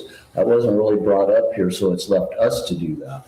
So, and unfortunately, we don't have input from some of the residents and some of the planning commission other than, I feel this and I feel that. And unfortunately, I don't really care how you feel. What I care about is what you think, how you make your decision process, what you're basing it on, so that we have something as a council that we can go off on. So I've heard some good input from the mayor. I've heard some good input from Joey. I've heard some good input from you too, Wayne. And I think the whole idea is to fit this development, because it's going to be there anyway. We've heard about what the financial impact to the city might be. If we can fit this into what the city can benefit from it and our residents can benefit from it, then it might be something that we want to look forward in as far as the pre-annexation. And then, like Joey was suggesting, work with the developer to come up with something that they might be agreeable to that'll fit in the city. So that's kind of what I'm thinking. I'll just rebuttal a little bit.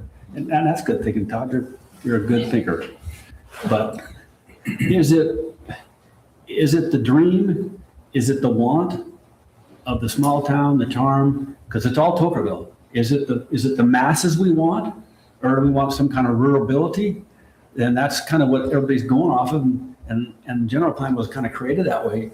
So how big does Tokerville want to get? I mean, how big do you want to get? Yeah, I At some agree. point, we have to stop. I agree with what you're saying, but I mean, we've already got Firelight with X amount of, we've got Indigo, we've got whatever the Lowe's property develops as, we've got Silver Cliffs, we've got Solara now, and we've got a chance to at least somewhat shape it to what the city might look at. I mean, it's the same question as if we don't do it, how do we stop this stuff? We haven't been able to, we're not able to stop Firelight. We're not able to stop Indigo, if that's somebody's goal. We're not able to stop the Lowe's from selling their property. We have all these legacy property owners, and now they're coming to the point where, well, we don't want a ranch, or we don't want all this property. Our kids don't want it, so now they're selling it to developers, and that's where we're left trying to make the decisions. I mean, Tokerville, the city and the existing stuff is still small town rural Tokerville. Unfortunately, you go to the other side and it's growing. The best I think we can do is to manage it so that at least the city is benefiting from it. It's not overly impacting our residents with greater taxes, that kind of stuff. And all these development coming in, how is that going to benefit Tokerville? Okay, one more thing on that is every council's different. Some council wants to live the dream and follow the plan. Some other councils want to get gung ho. And that's just the way the city's going to turn. And 5 years from now, it'll be anybody in Old Town, let's say, will be outvoted by the new. And the new's okay, because that's their vision, but right now, my vision is not this. And I agree I'm with that. supporting not just who was here on Sunday, on the last meeting, the 4-hour meeting, as a whole. I'm supporting it as a whole. And that's just my beliefs, because I just can't come up with how it could work.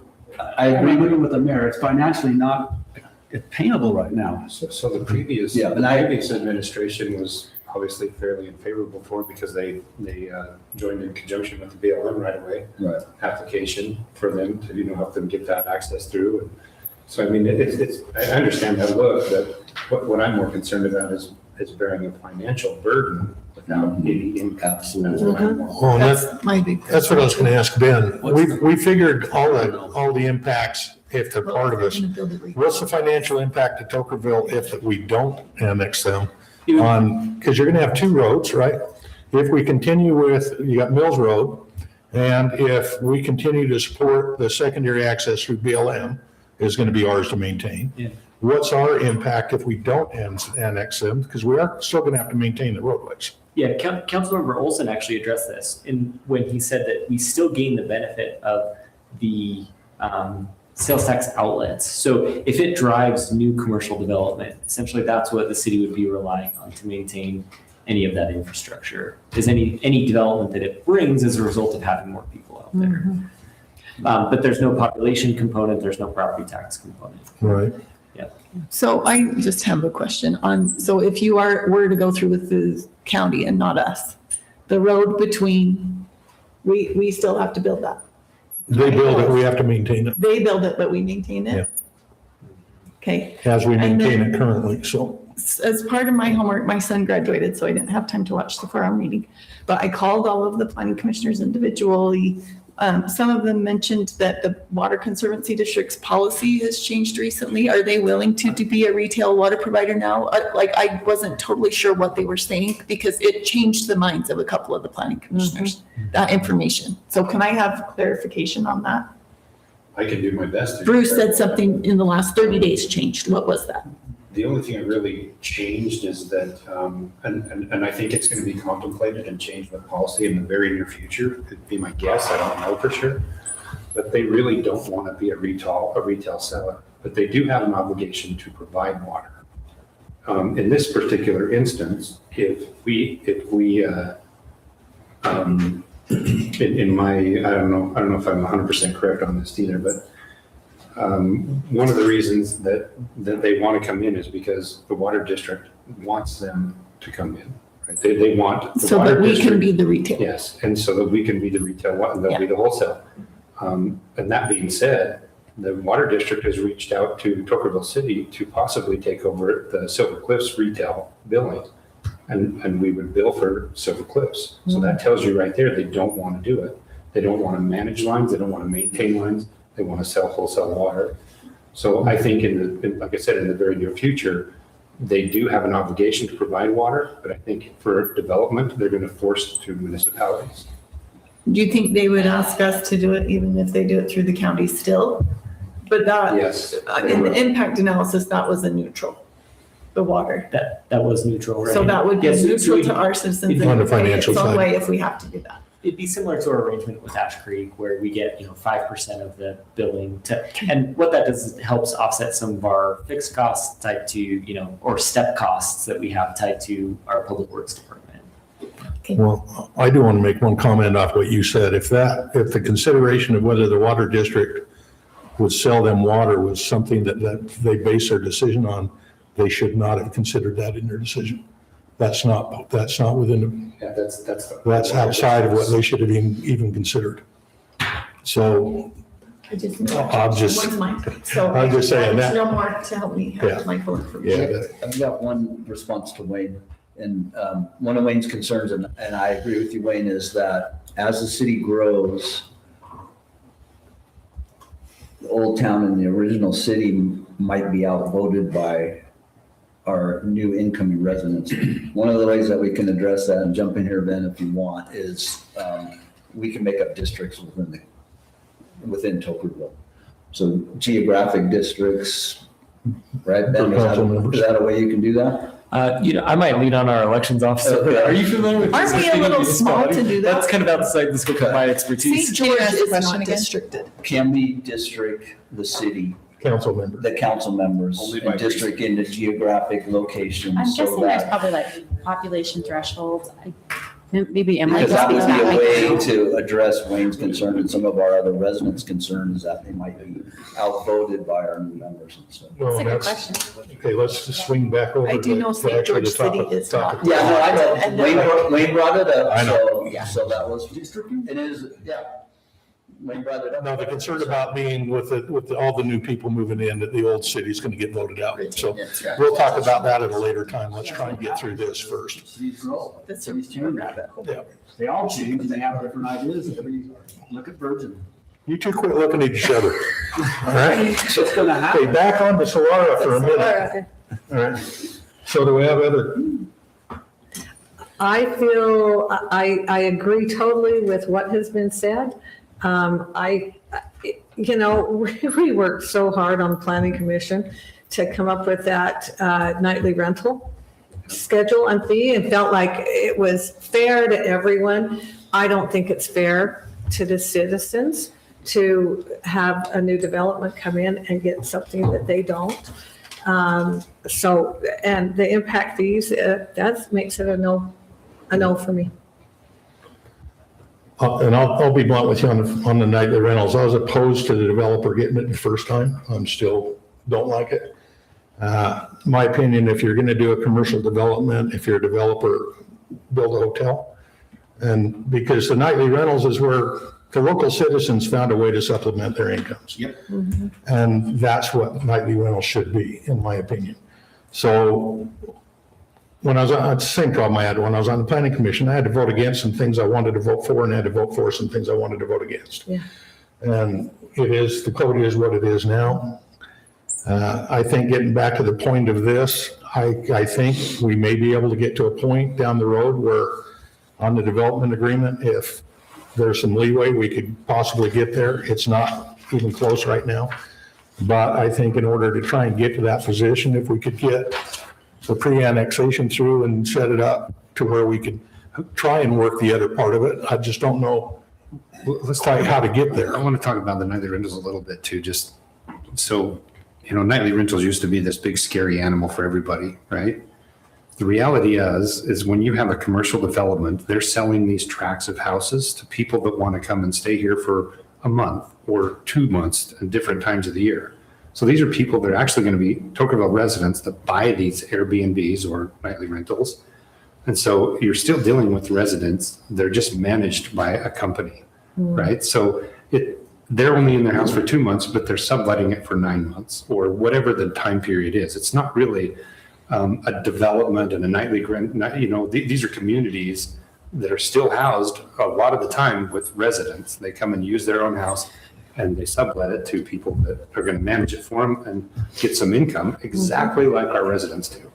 So I think that kind of, when you want to go back to a motel standpoint and stuff, I agree with that sometimes, but at the same time, if you want to go somewhere else and live and experience Southern Utah, it's a great way to do it, right? And maybe be able to make a little bit of money and return some on your investments. So it's another way to look at it. Rentals. That's true. Yeah, I think it's saturation though. I'm going to provide some information on kind of the questions that have been, Okay. I've been trying to take a few notes here. I'm not a stenographer, so hopefully I got it correct. But just really quick, I think the concept here is that we definitely want to be a good neighbor, right? That's why we're here. And we're trying to work within the system and everything that's going on. And you bring up some great points that we're not going to argue against because there are some things with Tokerville that are unique or similar to other cities, and they are what they are. And one of the questions around the PID or the impact fees and why we're looking for, some either waiving those really just has to do with the cost that it takes to develop something out in the middle of nowhere, kind of. I mean, it's not nowhere, but you can see it from there, right? So the costs are significant. So without, well, and I'll make one comment too. The state is really out of locations that have infrastructure already built to it because of the housing shortage, and then it's just a condition that exists everywhere, really. And so in order to get infrastructure built, you have to have density to create a tax base to pay for the infrastructure in the future. There was a comment made about the PID. You're exactly right, that there are a tax base associated with the PID. And I'll give you the economics that we've submitted to the county. It's all online. You can look at that, and I'll try to summarize it from memory. About 11 million to 15 million of that, if I remember correctly, is the part that is going to be collected over the period of time, the 30-year bonds. There's about 50 million that'll be collected at the time of sale. So it's only about 20% of the bonded capacity that'll actually be amortized. The other part increases the cost of the house at the time. And that's what's driving up the cost of housing. It's building infrastructure to get a place where you can build a house. And so the cost of housing, previously when they built houses with 1960s infrastructure, 70s dollars of infrastructure, the cost was, very minimal, but we've already used up that capacity. So now kind of the chickens have come home to roost, and all of a sudden, the costs are inflating because we don't have the infrastructure and the population's growing, all of those things. So when Councilmember Sands said, hey, maybe we could work on getting densities down or doing all of these things, there's a reason why we can't. It's because it costs that much to build the infrastructure to get there. And so we need density to pay that off. It's really not a matter of, we want to be just super dense and violate all the general plan conditions or the zoning or all of these things. It's what's needed to actually build the infrastructure to make it work, to make it pencil out. So I get all these conditions and the considerations that you have, and they're great considerations and they're real. And the things that we're trying to do and accommodate building housing is real. So the density for us has to be there. And I think the consideration is really about where do you want the density to be, if it's in the county or the city, and if it preserves the city's general plan. We're 100% behind that. We want to be good neighbors, and we'll try to figure out these impacts if we're in or if we're out. And it sounds like maybe there's not enough in terms of the consideration or information to be known, or the crystal ball to be had to determine to come in. We're okay with that. What we would ask for is that if the development agreement can't stand the way that it is, or with the things that we've already considered, then vote down both the annexation and the development agreement. And maybe in a year or two, while we still have the controlling interest of the development or something like that, you can reconsider. We can look at what's going on. We can understand that in the context of what exists at the time. Well, A couple of years ago, it was considered, go ahead. let me put this to you. From my standpoint, if you're not part of Tokerville, and I would assume that when they decided to sponsor going across BLM land, it was the assumption you were going to be part of Tokerville, is why would I pay for maintenance of 2 roads now? Why would I continue to support going across BLM land, building out another road that then I have to do maintenance on, if you're not part of Tokerville? I can answer the question. Okay. That application has been in for 2 years. Right. So we were not actually considering being annexed in, and the city at the time said, we don't have an annexation plan, you can't be in part of Tokerville. But they went ahead and did the application with us because it was in the city boundaries, and that's kind of the way that it worked out. Maybe they had a way to pay for the maintenance that I'm not seeing. Because that's what I'm saying. You're putting down I'm concerned about maintaining mills already. And now you're putting in another section of road that we're going to end up maintaining. That if you're out in the county, it's I kind think of the finding a different interlocal route. agreement Yeah. between the county and the city is kind of what helps deliver funds. Somebody else can discuss that, but we've had the coordination with the county and with the city for several years Right. on that, and they were working on an interlocal agreement to maintain those roads. So that the county might collect the funds, but they're distributed to the city. But Hardship. So I think that's kind You of. going or am I going? I think it's kind of a hard thing to say because I think the best outcome for the city, in my opinion, and with the financials and everything is to annex, right? And the only hiccup we have is two hiccups. In my mind is we have a nightly rental density percentage and an impact fee percentage. So if we approve the annexation and then we approve a development agreement with different stipulations that aren't favorable to you, then where does that put you guys? Well, like I said before, if the development agreement increases the cost beyond what our customer, we all have people we answer to, and our customers. But development should pay for development, not cities, not, so cities can't take money out of their pocket to pay for development. And that's, and whether your property is 100 miles away or 10 miles away, that's, it's still inside of an annexation policy Yeah. So we're, and I've been on your side where I've had to deal with federal government mainly, but, and it's not always fun. And to be quite honest, the government, your concerns and the government's concerns are two different concerns. So our concerns is to make sure that the city is protected financially, and where it's in our annexation zone, it makes sense to annex it. But if we do, and that's what I'm saying, is we move forward and do the pre-annexation with the exclusion of item D, and then do a vote on the development agreement and see if we can get to a point. If we can't, then we just say, it's been nice dealing with you. We'll see you later. But at this point, it's in the city, I think it's in the city's best interest to get to the point whether we can weigh whether it's a financial detriment or positive to us. And if we can't get to that point, then it's very easy to tell you no. If we can get to that point, then it's a benefit to the city, then we say yes. But I don't think we stop it right now because I don't think we're to that point. So that's why I'm saying, and I know what you would like, and to be quite honest, that's great. I'm not that concerned about it, to be honest with you. I'm concerned about the citizens here and to lessen the impact of the city that we possibly can and do what's in the best interest of the city. You'll do what's in the best interest of you and your investors. And that's a decision you'll make. I'm trying to protect the citizens of the city, and I can do it better if I can control what happens out there. But if it's going to be a negative to us financially, I'm not going to do that either. But we've got to at least get to the point in negotiations where we determine what is in the best interest of the city. And until we get into those negotiations on the development agreement, we can't make that decision. So that's why, my recommendation would be that we do the pre-annexation because we're not bound by anything with the exclusion of Exhibit D. And we either go against the development agreement or table it.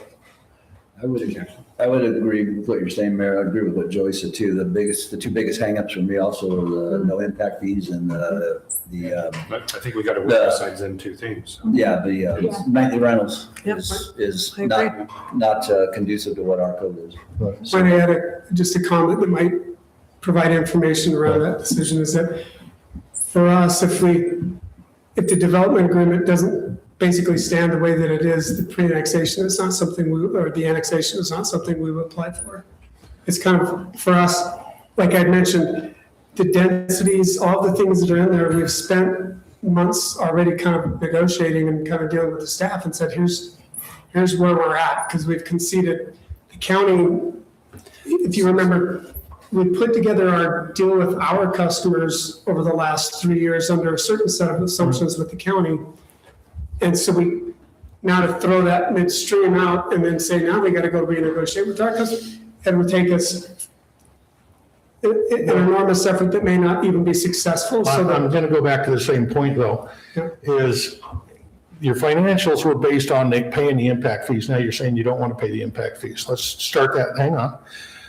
What you and your investors, I'm not telling, if we do the pre-annexation, that doesn't bind you to come in and apply for annexation. You can still say no. So to that's fine. If you say no, that's fine. Then we're going to talk to the county about the impacts that the county's just put on us. Okay. But I still think that we do the first step and look at the second step. I think you can complete both, actually, if it's in favor for the city. Well, it depends upon how you do your motion. Yeah, I would agree with Joey. Yeah, so the way the pre-annexation agreement reads now is either, it's what they get is established by that development agreement. So you're suggesting backing that out and maybe doing some kind of obligation that's like city will, I don't know how to phrase this, negotiate in good faith a development agreement at a later point. I would say that if we're making a motion to approve the pre-annexation under the condition that we in good faith negotiate to a position that is favorable to both parties. But that condition is, until that is done, You pretty much have to pull Exhibit D out then and just add a term that says, they're coming in, it's going to be under development agreement.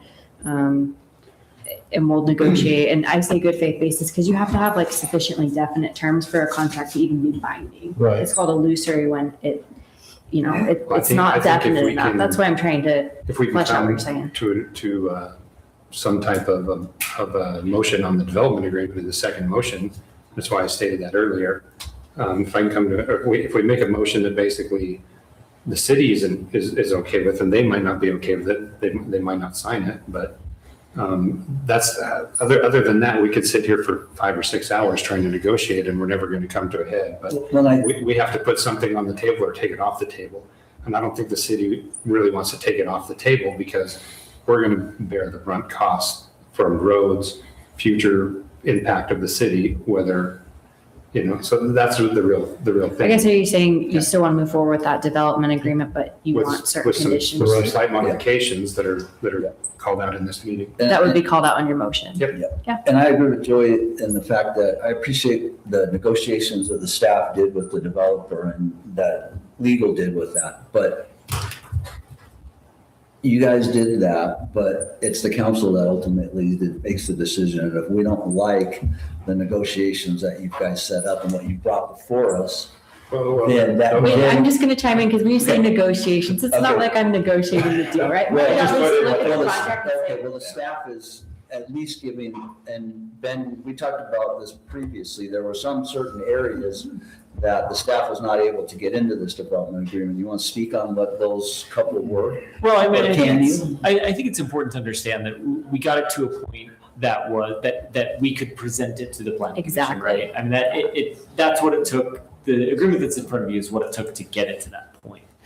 I would agree with yeah, with so Caitlin like, for that- example, like my job is to look at and say, I are get- there obvious holes? I Like, for get you. instance, primary access wasn't addressed, so we added a provision to address that. I Right. think that's the scope of my job, right? But as far as whether this happens, what terms it happens on, that is. Oh, I'm not saying that. All I'm saying is that 100%. you guys did the You did your job and did it well. Yes, you You did guys, that. and you guys did an excellent job doing that. But it comes to the council to make a final decision. There's some certain things that we've talked about already that we need to see in this development agreement. The other thing too to look at is if you take out the development agreement and you look at somebody who was just doing a pre-annexation or an annexation for that piece of property, and there was really no intended development, it's a beautiful piece of property. If it was no development, it 100% fits Tokerville's everything, right? So I mean, that's the other part of that pre-annexation or annexation is that it is Tokerville. If I might just comment, I think just from the analysis that we've done internally with the negotiation that we did, we came down from 300 nightly rentals to 200 from the counties. Again, everything we're doing economically is compared to what the county was able to approve for us. And we're so far to the bone already in the economics, again, the cost of the infrastructure and the other things to get there. We've already come down so far, cutting to the bone, that any further reductions in the things that you're talking about makes it uneconomic for us. So what I'm saying is you could pass the pre-annexation agreement, or we probably wouldn't sign it. Well, Or the that's- development and that- agreement, we and wouldn't that's- sign. And that's your decision. That's your decision, Right. but Yeah. We're still going to move on what we think is in the best interest of the city. And I once we just get to wanted that you- point, it's your decision.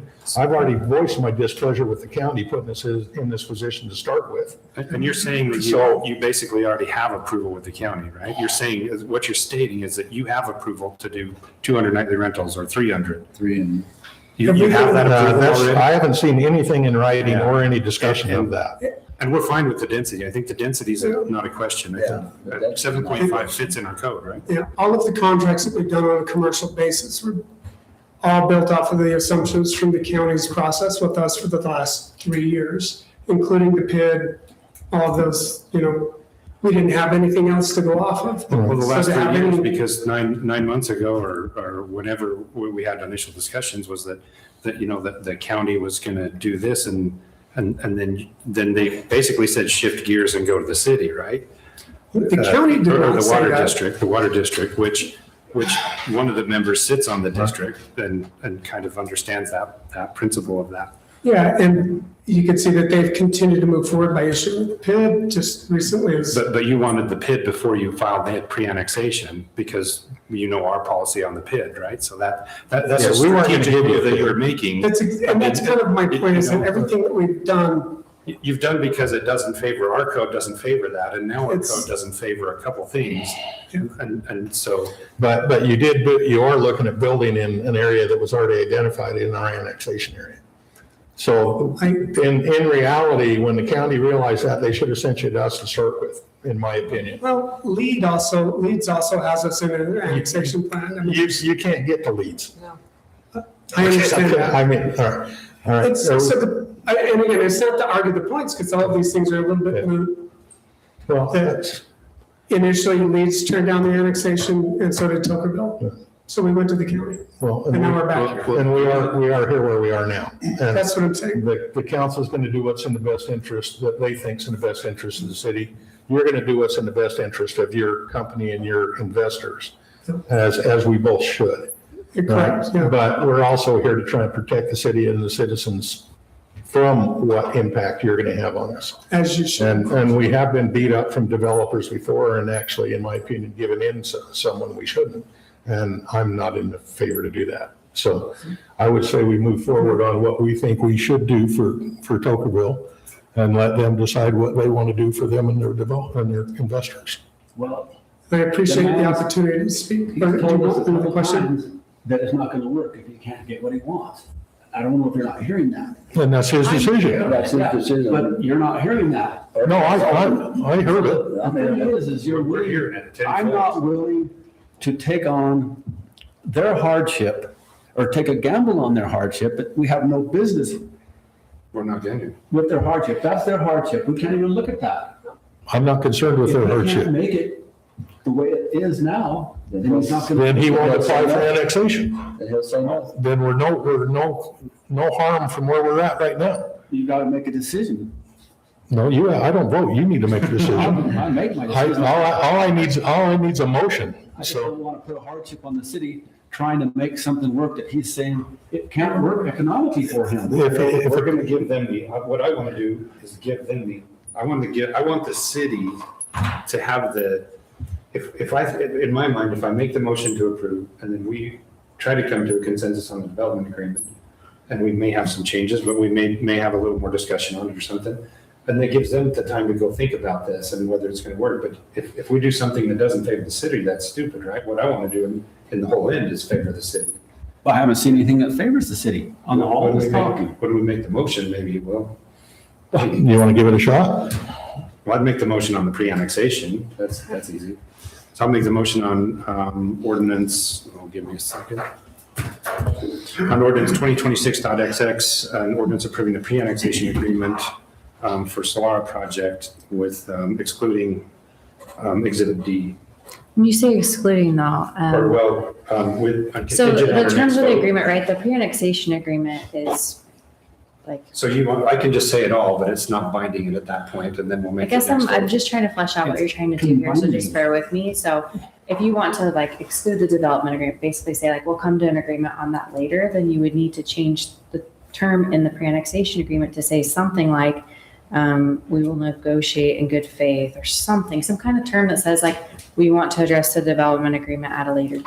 That's We what would we're gonna have do to on the next That's what we're motion. gonna do in the next, Should we swap them? that's what we're gonna do No, next. because the pre-annexation agreement, like, the order is correct. It needs to be the So pre-annexation. if I just say agreement. as how it's stated, with that, and then we make our next motion with changes to the development agreement or not changes, that's what we're gonna get at, right?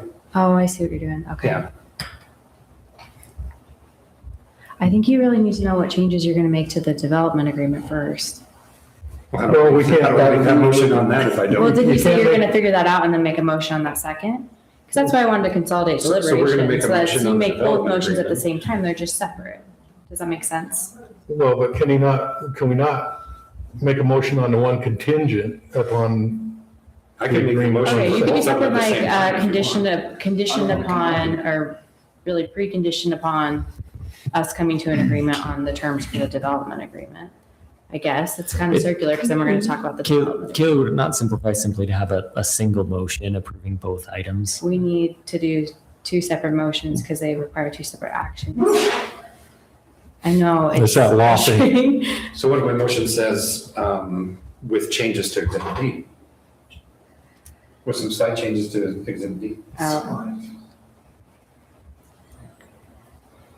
Okay, so you want to say something like I make a motion to approve the pre-annexation agreement. Preconditioned upon whatever conditions you guys come up with for the development agreement. I mean, I'm paraphrasing, but something like that. Mhm. And then you'll move forward, talk about the development agreement and decide what to do with that. You know I'm going to say so. Yeah. What? You know I'm going to say so. No, please don't. Okay. Yeah, you could do that. Okay, I'll make a motion to approve ordinance 2026.XX, approving the pre-annexation agreement with some changes to the development agreement that will be stated in the next motion. Okay. Do we have a motion? Do we have a I'll second? second that. Roll call? Aye. Nay. Aye. Aye. Aye. Motion passes. We will move on to the next fun one. Okay. It is discussion of possible action on the development agreement between Tocqueville City, Solara Communities LLC, and RE Developers LLC for the Solara project, a proposed 200-acre development including up to 1,500 residential units, single-family homes, townhomes, and multifamily units located on tax ID 3151-A-1-HV. Do we have to have more discussion, or are you ready for a motion since we already discussed it? I would actually, if the applicants want to try to negotiate anything, I mean, I think you guys know where our tent is going to go, but if you wanted to try to work anything out on that, or you want us to just make the motion and move forward, or. Right now? Yep, I mean, we're going to discuss the development agreement and we're going to make a motion to approve the changes or a deny or whatever, but I mean, I think you know where our mind is at. Yeah, I So- think it's better if you just do what you're gonna do. Okay. Do we have a motion? Wait, can we talk about it a little more if we are going to do Yeah. this? Because On the development agreement. yeah. Yeah. I just want to say more about the nightly rental situation. So I feel like it's a hard thing that we always talk about because a lot of us are divided on how we feel about it. We just approved another one in my neighborhood. And that's always been my concern, is that I would prefer what they're doing and have all of the nightly rentals together, because a person who moves into a residential neighborhood expects residences, not businesses. And so for me, while I am inclined to have it match in percentages the rest of the city, I'm open to, I like the clustering concept. I feel like we haven't talked about that. I also think that while it feels a little bit like we don't have the same interest, I do think we have the same interest in some ways, because Tocqueville could benefit from having denser housing because of the affordability component of our general plan. And I know that this is not what everybody wants to hear, but in the land use element, it talks about how we need to facilitate a balanced approach to growth that protects our quality of life, and that we should channel growth to strategic areas. This is on page 20 of our general plan. And that we should concentrate growth around I-15 and the bypass road to reduce demands on existing neighborhoods.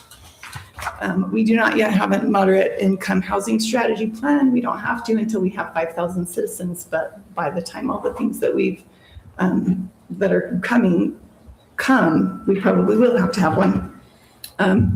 One of the ways that you can do that, a strategy mentioned in page 29 of our general plan, is to rezone for the densities necessary to facilitate the production of moderate income housing, or to zone or rezone for higher density or moderate income residential development in commercial or mixed use zones near major transit investment corridors, which I-15 is one of those, commercial centers or employment centers.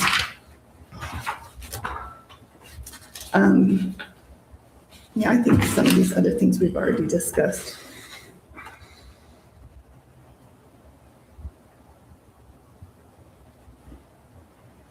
Anyway, I don't want more density. If I could avoid it, I would. I love Tokerville being small and rural.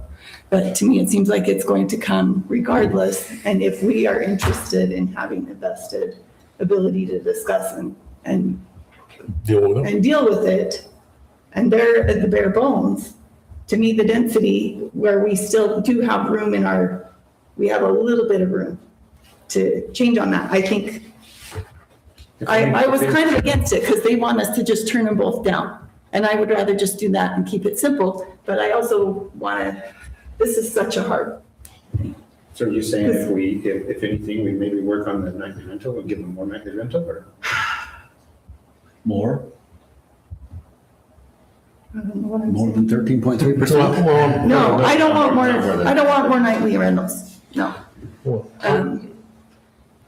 I do want to throw out one thing, and it's something that the county commissioner threw at me when we went up and objected to them increasing the ERUs to 15, is everybody says, I don't want it in my backyard. Well, look, residents of Tokerville, this is not in your backyard. This is 2 miles down the road on the other side of I-15. So if we are gonna get pushed for density, the county's getting pushed by the state. The cities are getting pushed by the county. The pushing's gonna go on and the state's just gonna keep pushing. So if you don't want it next to you, to me, the best thing is it's on the other side, 2 miles down the road. Because it's gonna come whether we want it or not, and we're gonna be forced to take it whether we want to or not.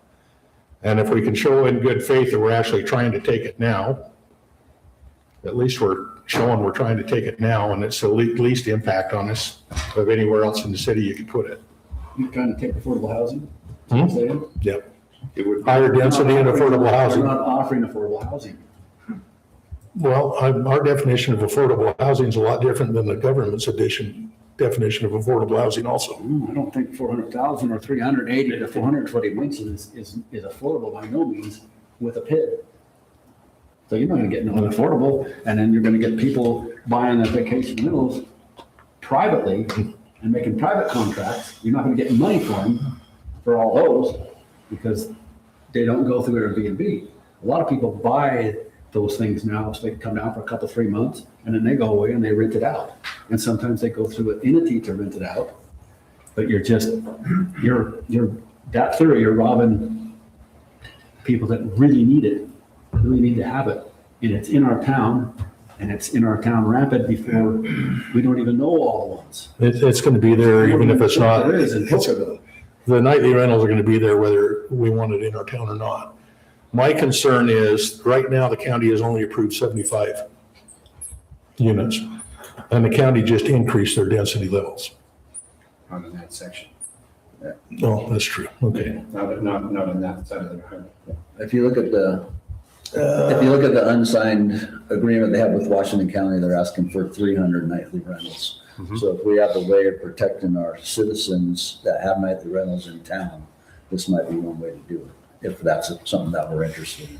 Well, the funny thing, like the analysis is based on 10%. Yeah. So I mean, that's 150. I mean, it's, Right.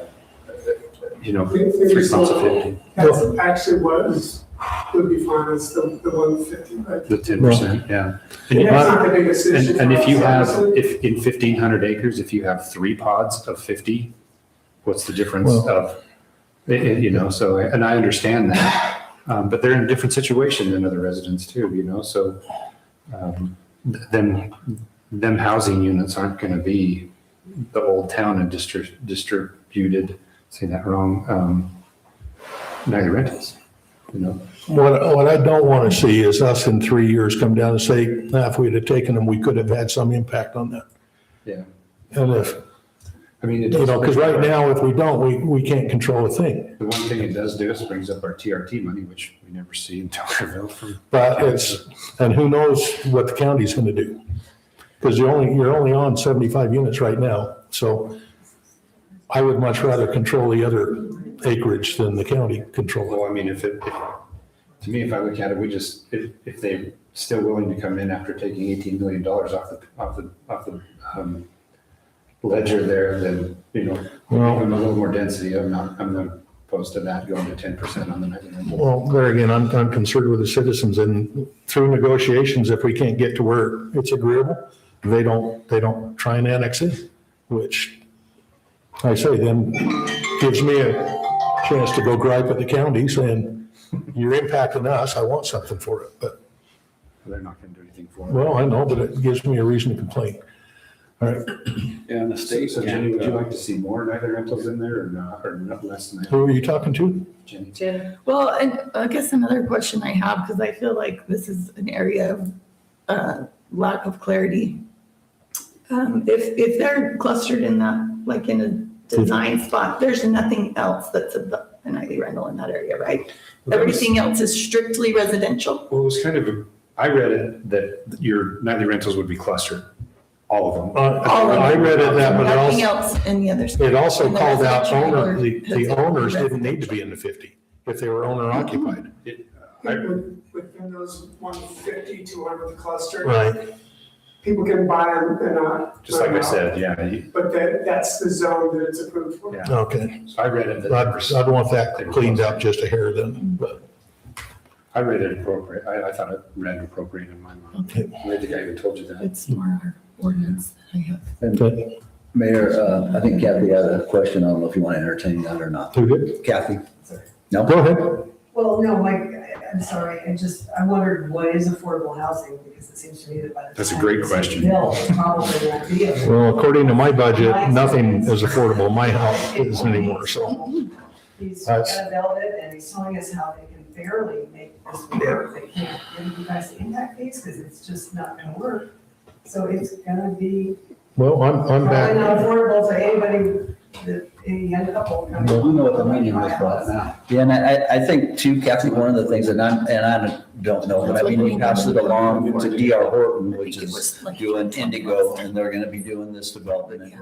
And they have, and I'm not speaking for them, but I understand that the discussions that's had where they have avenues where they can offer a lower interest rate if they hold the loan themselves. They can offer closing costs opportunities, things like that, that might help get it down a little bit. I'm not saying that. Those are some of the ideas that I've heard to try to get things more affordable, but yeah. Well, on the They've got cap, really negative press. Yeah, sure. It depends on, it depends on who's writing it. But so. the county in their agreement, they have to provide not so much moderate housing, which I don't know what that definition is either, or else they don't get approved for the 75, they drop down to 50. So I say, I think, we know we have issues on the development agreement.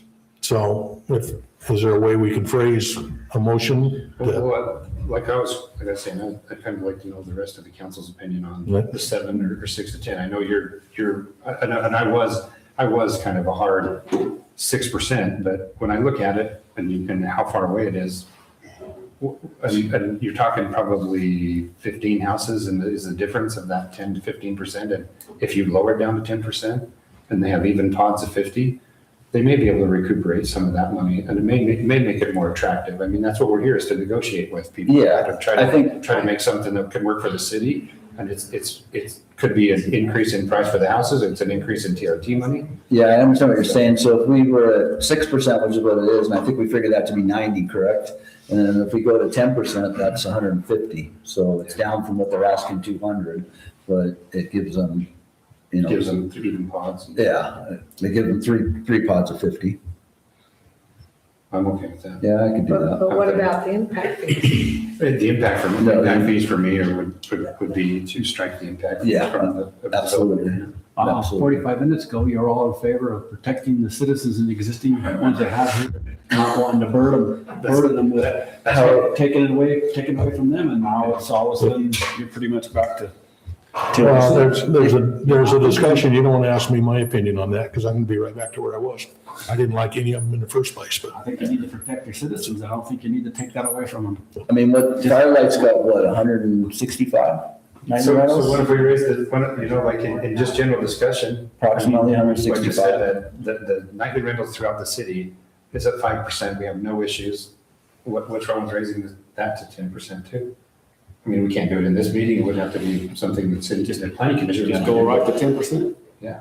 I mean, so if there's no issues, we have no issues and more The only citizens issue- benefit from it, then why? It's would we not the issue of having issues with the property, it's the issue of what you're doing to the mom and pops in this neighborhood. You're taking away.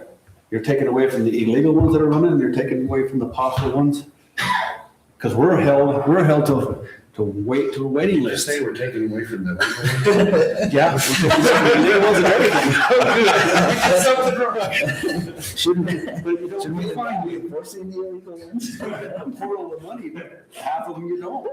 So, Only if you live in. so we let one unit or one group go ahead and have all they want, and we let the illegals have all they want. And then we let the remaining 5%, which you come in and get a business license, and you're doing it right. But you're just you want to turn a whole free-for-all here. I don't think it's really a free-for-all because when you go and do them doors on them. You bargain from no to, well, we're gonna come up. Yeah. Because them facilities they're well-maintained, they're controlled, they look nice. I mean, I don't know. I would Bought up by individuals, most of them bought up. I think, And then they rent it out and you don't get a dime for it. Because they don't rent it out to Airbnbs, they rent it out privately because it's their house. So you're not getting a penny for it. So tell me where all that income's coming when they get bought. Because most of them nowadays get bought by snowbirds. And they come down and then they privately rent it out for 5, 6, 7, 8 months. You don't get a dime. we're still better than the, Well, actually, that's not a nightly rental anymore, so they don't have to come in and get a license for it either. If they're doing it on VRBO and all that websites, we still get the TRT money whether it's illegal. They don't have to have a license to rent their house. they're still gonna have to. Short It's a term. house that they have. The Airbnb they bought is a house. On the short-term rental. Their short-term rental is a house. Right. They don't have to get a license. They can just rent it out for however many months a year. they Where- want. where we- Rent it out for the two. Getting way off track here. Well, that's the same thing. Yeah. You're not getting money for it and you're hurting here. So the one thing, if we do strike the impact credits, I want to make sure that, that they have the ability to come back and talk to us about on a case-by-case basis. Yeah, or- I guess Or so. something in that nature, like, because there are instances where it really makes sense and benefits the city to do I impact guess the credit. purpose and so the way it was originally drafted was like they'll come to you and ask if they think it qualifies as something that could be given a credit for. That can lead to like a fight down the road as far as like, we thought we were going to get credit for this, whatever. So you can leave it just fully open, or you can maybe say like if there is like an improvement in this development that makes sense. I think Ben, you mentioned that road, I forget the name of it, might potentially make sense. That might be the one thing that makes sense to the city. Then that would be what you'd want to put in the schedule. Does that make sense? Yeah. I would say that is partially addressed, not partially, it is addressed in, say there's an upsize of pipe. Yeah. That is addressed separately outside of the impact fee language. So the form of reimbursement may be through an impact fee credit, but that is addressed if they're required. If we ask them to upsize a pipe, then that's contemplated already. But we've done that with other developers. That's normal. Right. I mean, so can we not say that we will consider credits on impact fees on items that we have previously given credits on impact fees?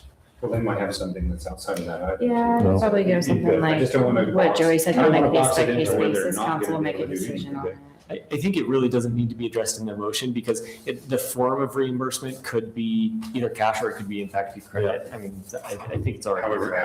However, the monetary value goes back to them is a different, that makes sense. Okay, you got it? I'm trying to think about how to word that still for the impact credit fees. And do we need if I'm going to strike them from that, does it just, I was already on that. Is it just the last part of Exhibit E or is it all of Exhibit E in the Let me see. agreement? I think it's pretty much all of the Exhibit D. All of it? So just strike Exhibit E. D, isn't it? D? E is an echo? Delta, I think, isn't On it? the development agreement, the impact fees are exhibit E. E, okay. Echo? Echo. So you'd be eliminating Exhibit E and instead, system improvements would Determined by a be, case-by-case basis. yeah, determined on a case-by-case basis. We're not saying they can't get them, we're just saying Yeah. we'd have be to a matter review of- each one. Yeah, it'd be a debate about whether they satisfy the improvements that impact the act Okay. for a system improvement. Okay, let's see if I can make that motion, but it's probably going to have to be changed. May I make a motion to approve ordinance 2026.XX, the development agreement with Solara with the changes of removing Exhibit E and restating that impact credits can be discussed on a case-by-case basis, and allowing I'm trying to, how do I drop the 10, down to 10% for the nightly rental? Do you want to do a number instead? Did you suggest 10% one? of the total ERUs. Oh, okay, we could do that of the total. I don't think It's 1,500 ERUs. yeah, we could do that. Just Of the 10% of the total density. total density. You are gonna give 10% right off the bat. Firelight 6. I know. I thought about that too, but when I came in this meeting, it was 6 too, but it doesn't make sense to have a 50 and a 50 and a 20, or I'm just trying to help them out a little bit on some type of income, back income. They're gonna sell them for more than a house, you know? You're also trying to help them on impact credits. No, I'm not. They just took them all away. No, you said negotiate. So we do that currently. They can do that with any developer can come in here and ask for an impact credit, so I don't want to restrict. If they want to come in here and ask, I don't want to say, you can't do that. But they have the right to do that as a developer, just like anybody does. So it would be on a case-by-case basis, but it would be, it would have to be something that the city council agrees and approves and make a monetary decision based on the benefit of the city on each individual case. Would you consider, I know they're looking at pods of 50, so how about if we just make it 100 and they got 2 pods of 50? Would that be acceptable? I know we were talking about 6% to start with. You don't have to ask me, yeah. No, you're making the motion. You're making the motion. That was so- my first stab at the motion. Yeah, and it hasn't been seconded, so I'm just asking if that would be would that be something that we might be more comfortable with? As if we got. Do we have to put a number in right now? Or do we negotiate that? You bet we have to put a number in, it's in the development agreement. Yeah. Yeah, because it's in the development agreement, you need to address it. Like if you're going to move forward with approving the And we've development got agreement. it, but it's a starting point like anything else, correct? No, if you approve this development agreement, you are bound by whatever you've approved, whatever conditions. Unless both sides agree to change something. Unless both sides mutually agree to change something. Right. Correct, that's what. So what we agreed to, if we did it at 6% and later down the road, because it'd have to go through again, right, public hearing, Right. and we decided to go with 10%. I don't like going above what our maximum is right now. So 6% is our maximum, which is 90, but if we give them 10 more, then they can have a even two pods, which is what they're looking to The do. real reality For the is, clusters. the real reality is their density is higher per acre than all of Firelight. So when you look at the percentages, it's one thing, but when you look at the numbers compared to that, it's not. So they're not getting more than anybody. They're getting more per percentage, but they have more ERUs per acre than anybody in the city. That's 7.5. But all of our ordinances are based on percentages. So unless you're going to change the ordinance, and so we're not comparing apples to grapes, then And that's why I said that earlier, is that, at least, I feel like we're at least trying to give them a little bit of something in return for not giving any impact credits at this time. That's my, I just look at it, it's all going to be negotiated after this anyway. it might be, but that's. Or if they're going to just They say would no, have to- or they they're would going to have say, to no, we're not agree to that, interested. yeah. and go They have to- to agree to it when they Yeah, make the motion. if you want to Okay. reopen this, whatever you guys decide, I mean, it's like, these are the terms they come in under if they do annex. If you ultimately decide to annex them, this is what they're coming in under, these terms. So as far as changing those things later on, it would require a material amendment to the development Right. agreement. You go through the whole process again, and then you have to remember they have to be on board too. So if they just say, no, that doesn't work for us, then I think these guys have been That's that. patient enough. All right, go ahead. Planning twice. Do your motion. Again, same one? Did you do the whole thing? I think I did. I thought you got partway through it. You want me to Do restate it? you want to negotiate? It sounded like no earlier. They wanted us to We're give pretty it. clear on where we are. I mean, it's not a matter of wanting to, it's a matter Make, that You're if we accept constrained. these things, it makes it financially infeasible. make your motion. I'm not, There you are. He's saying you can't do it the way you want that's to. that's his decision. That's his So you're gonna try to make your decision. No, we're gonna make our decision in the best This is- interest of the this is what- city. this is- They're gonna make their decision after we make our decision on what's the best interest for them. This is what the city's offering to protect the city. And they can take it or leave it, or they can come back and negotiate. Try it again. Oh, man, take two.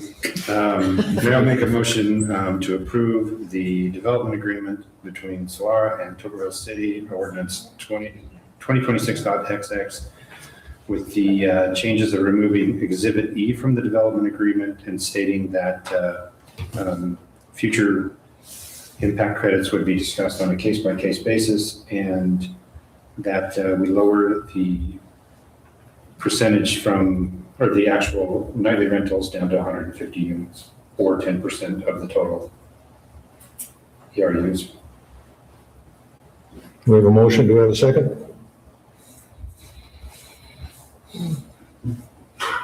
No. I'm still stuck on that 150. I would. And that's where 10 is two I'll- different I'll- numbers. I will second, Oh, go ahead. I'll second if you amend it to, I'll amend it to 100. I'll second that. We have a motion and a second. We'll roll call. Aye. Nay. Nay. Nay. Aye. Okay, so 3 days, 2 ayes on the development agreement. We still have to get to some, we can't So pass. that one motion without- fell, so then we need a different motion. We need a different motion, so, but, So you do or need we to have to have some more Do a different deliberation. motion to approve it, a motion to deny. You didn't like the nays? Well, It doesn't make sense. We just approved the pre-annexation. We have to get to something where we can approve. We would have to go back and reconsider our prior motion. Yes, we There's have no- to get to a point to where the council can say. Which is okay. I mean, if you Something. guys can't come to an agreement, we can go back and reconsider the approval on the annexation. It's just up to you guys. Okay. Well, they can pre-annex. But they can't Rephrase the it. development agreement. It's out the door. Right now, you lost the vote. So now they gotta Well- come back and make another one? Why do we have to? Why Well, can we not our approve prior one and motion deny the other was one? basically assuming that we were going to Approve approve the this, development approve agreement. this. So if you don't want to, that, you guys can do that. You just have to go back and reconsider your prior motion and figure out how to make that one make sense. Does that make sense? No. I know that was really clunky the way I said that. It makes sense to You me. have to do a motion to reconsider, go back to that prior item, and now, Basically- knowing that you're not going to approve the development agreement, come up with a motion that makes sense for the pre-annexation. In the first motion, we basically approved the development agreement, but now we're approving it with conditions. So we have to either come up with conditions to approve the development agreement, we have to go back and the pre-annexation. I'm gonna make another motion. Get it to the point you feel the city's protected enough, and you get the other council members to feel it's protected. What would get you to the point? Where is it that we need to be on nightly rentals? Well, it's. Or any Because other- 100 is really close to the 6% that the other developers get. Yeah, that's true. And we struck the impact fee credits. That was our 2 big issues walking in. Those are That was Big it. issues. Yeah, okay. So now you're gonna make a motion to kill the other motion and start another motion? No. No, the other motion That motion didn't, just that one failed, didn't so that's pass, so he's somebody gonna else give it another go. Just give One it- fighter make the same motion. And if it's at where we currently are existing, I don't know how to. Oh, Lordy. Can we just do a revote on that existing? So, I mean, that's up to council, but if you didn't understand what we were voting on, that might be something that can be. but I That can would be a restate- reason to reconsider the motion. Okay, so I'll- Okay, restate the motion and see what You could happens. say, you could say, I make a motion to reconsider my prior motion, just Okay, based I make- upon, you I know, make a council not motion. understanding. to reconsider my prior motion. Okay, do we have a second? I'll second that. Roll call. Aye. Do we need to discuss it again before we take a roll call? Well, the motion's there, the discussion was before the motion was made. Can be, either way. Or if you want to discuss it and then we'll redo a Is motion. there any more discussion? Kelly? need? I actually do have another question. Okay. Like if we do, so we've said yes to the pre-annexation, and if we come up with a modified one, where does that leave you? You can just say, no, that didn't work for us and go back to the county. Yep. How does it complicate your life or what is your path forward if we've said, yes, we'll do a pre-annexation if you do A, B, and C, and D? If we say yes, but you are like, no, that doesn't work for us, where do you go? You as the council can bind the city, but you can't bind him to sign. Yeah, and Well, I'm just If it's asking, different. because I'm on the point of like going back and just saying, well, What he's there's an gonna, agreement. what I just want to know what their path. why would we change our opinion on, he's on gonna what have they're to gonna do, what do? the developer's gonna have to do is they're gonna have to say, okay, this is what Tokerville City's offered us, right? Am I gonna take the gamble to go back to the county and get what the county's gonna say that they said they would do? And also, is the sewer district gonna continue with theirs, with not going into the city or coming into the city? And also the water, is the water gonna come not going into the city? Because, with a pre-annexation here, that could change how the water works, how the sewer works, and how the county thinks, right? And then but it gets back to our thing is to protect the city, not to protect the developer. We put what's forward from what the city wants, and they decide what they want to do. It's, So the impact fees we're saying no, we'll negotiate. We'll do it on an individual We'll basis. look at them individually, and we're saying we will give you 100 rentals, which is just a little bit more than 6%. We're saying for the impact fees, an easier way, and Ben, jump in here, an easier way to say that is, we're charging the normal impact fees for a development, but we are willing to negotiate for whatever infrastructure updates they might do. Really what- Or if I think it would make the most sense if it exceeds the minimum level of service as outlined in the NPDO. I think that's what would be eligible for an impact fee credit. Because there is a minimum level of If service. they come in and they provided. say, this is what our trails were gonna be, but we're gonna provide more trails to enhance this city, we're gonna provide a bigger road because we think that that's gonna benefit the city, that's where the city would step in and say, yeah, that does benefit the city, but we're gonna not do it at your cost, we're gonna help you out. That's Exactly. where your impact credits are gonna be. Exactly. And so that, like in the trails, I think it's a really good one that can help, especially in that area, can connect to a lot of other. so generally it's anything above the minimum level that you have to do in the first place. He was just referencing the MPD. Yeah, there is, Right now, unfortunately, there's not. unfortunately for this development agreement, there is no minimum level Right. of service. However, if you reference some level of service that we have existing, which is in the NPDO, that could establish the threshold by which you would judge. Otherwise, it's a bit arbitrary as to what would be eligible for an impact fee credit. Well, don't we need to build it firsthand, the right way, rather than have to come back and worry about widening it or adding it? Well, no, that's what they're saying is If the that- cost is on. No, they can, They're gonna do it, but then they see, like in the design phase, or not design, maybe as in the, they say, hey, we hit this geological location and we wanna put a trail around that instead, but it's gonna cost this much money. That's when they come to the city on an individual case-by-case basis and say, hey, will you guys help us out with that? It'll help benefit the city, and we say yes or no, right? That's where the case-by-case basis comes, which happens all the time.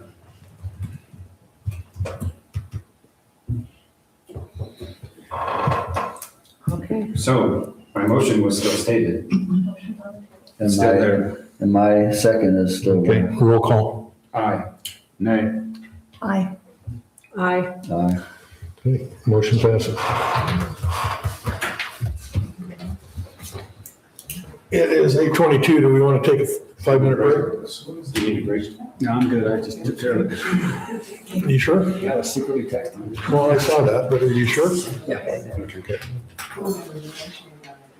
All right. Where are we? 6. We are number 6, discussion and possible action on ordinance 2026-XX, an ordinance amending Title 10, Chapter 17, Section 4, subsection H of Tokerville City Code to provide that the city's standard cap on nightly rental licenses will not apply to developments where nightly rentals are specifically authorized in a development agreement that has been approved by the city council through the required legislative process for land use regulations, Utah Code 10-20-508, 20-508-2A III. In such cases, the number of terms of nightly rentals will be governed by the applicable development agreement.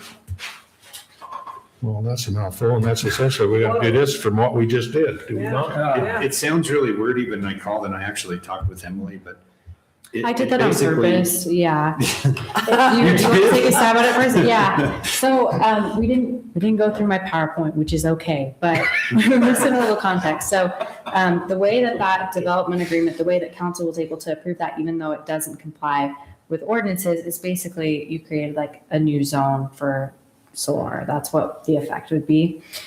So currently your nightly rental ordinance, you have your threshold, which is based on culinary connections. And then you have an exception for MPDOs. Given you have approved nightly rentals for this development agreement, you'd also need an exception for development agreements that follow this same process. That means that if somebody comes in and creates a whole new zone, and in the process of considering that whole new zone, nightly rentals are considered, then they would potentially be exempt from the cap. Does that make sense? Val, you're looking at me like it did not make sense, so I may take a separate stab at it. Yeah. So you have to create an exception, right? So you have your nightly rental cap, and what the question that Solara raised was, do you want to grant an exemption to that nightly rental cap, right? You've already created an exemption for MPDOs. If you approve the Solara development agreement, you have to create a separate exemption for the nightly rentals that fall under I'll see if I can this help a new little. zone change. Right now in our nightly rental code, we have a residential component and an MPDO component. Right. What we just created is a commercial component outside of both of them.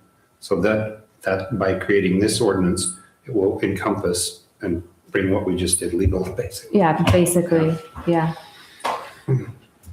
That seems simple. I mean, like I said, it's really wordy. It's not a category, so Solara will be the only one initially that qualifies for this, but anybody who follows the same process. So if they receive a development agreement that goes through the same process, so planning commission, public hearing, and then ultimately council makes a decision, and you guys decide to allow somebody within the development agreement to have nightly rentals, they will fall under this exception. Which is the same thing we just did. Yeah. We could pick the number. Correct. It wouldn't be exactly Yes, this. exactly. Correct? Yes, you 100% have control of the number, just like Okay. you did. Okay. Yes. I am very much of the opinion of whatever we do for a developer or citizens ought to be a higher number. Say that again? Our citizens ought to be a higher number than whatever we give a developer coming in. Well, I think, like I said, I think since we're at our cap of 5, I think we Yeah. should revisit that cap if we're going to do that.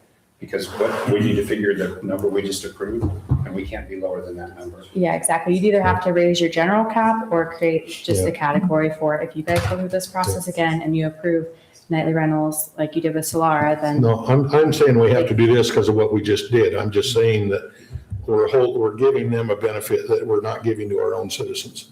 So if we're going to do this, I'd like to revisit what the citizens of this community can have. Because we're holding them at 5 and we're giving everybody else above 5. So we gave them 6.6%. So Right. we either need to say max. at That's 6. not an issue in tonight. I'm just stating this Yeah, is, I know for the next one we can, but that's Okay. not. But for Yeah. today, what 6.6 is what we approved. all right.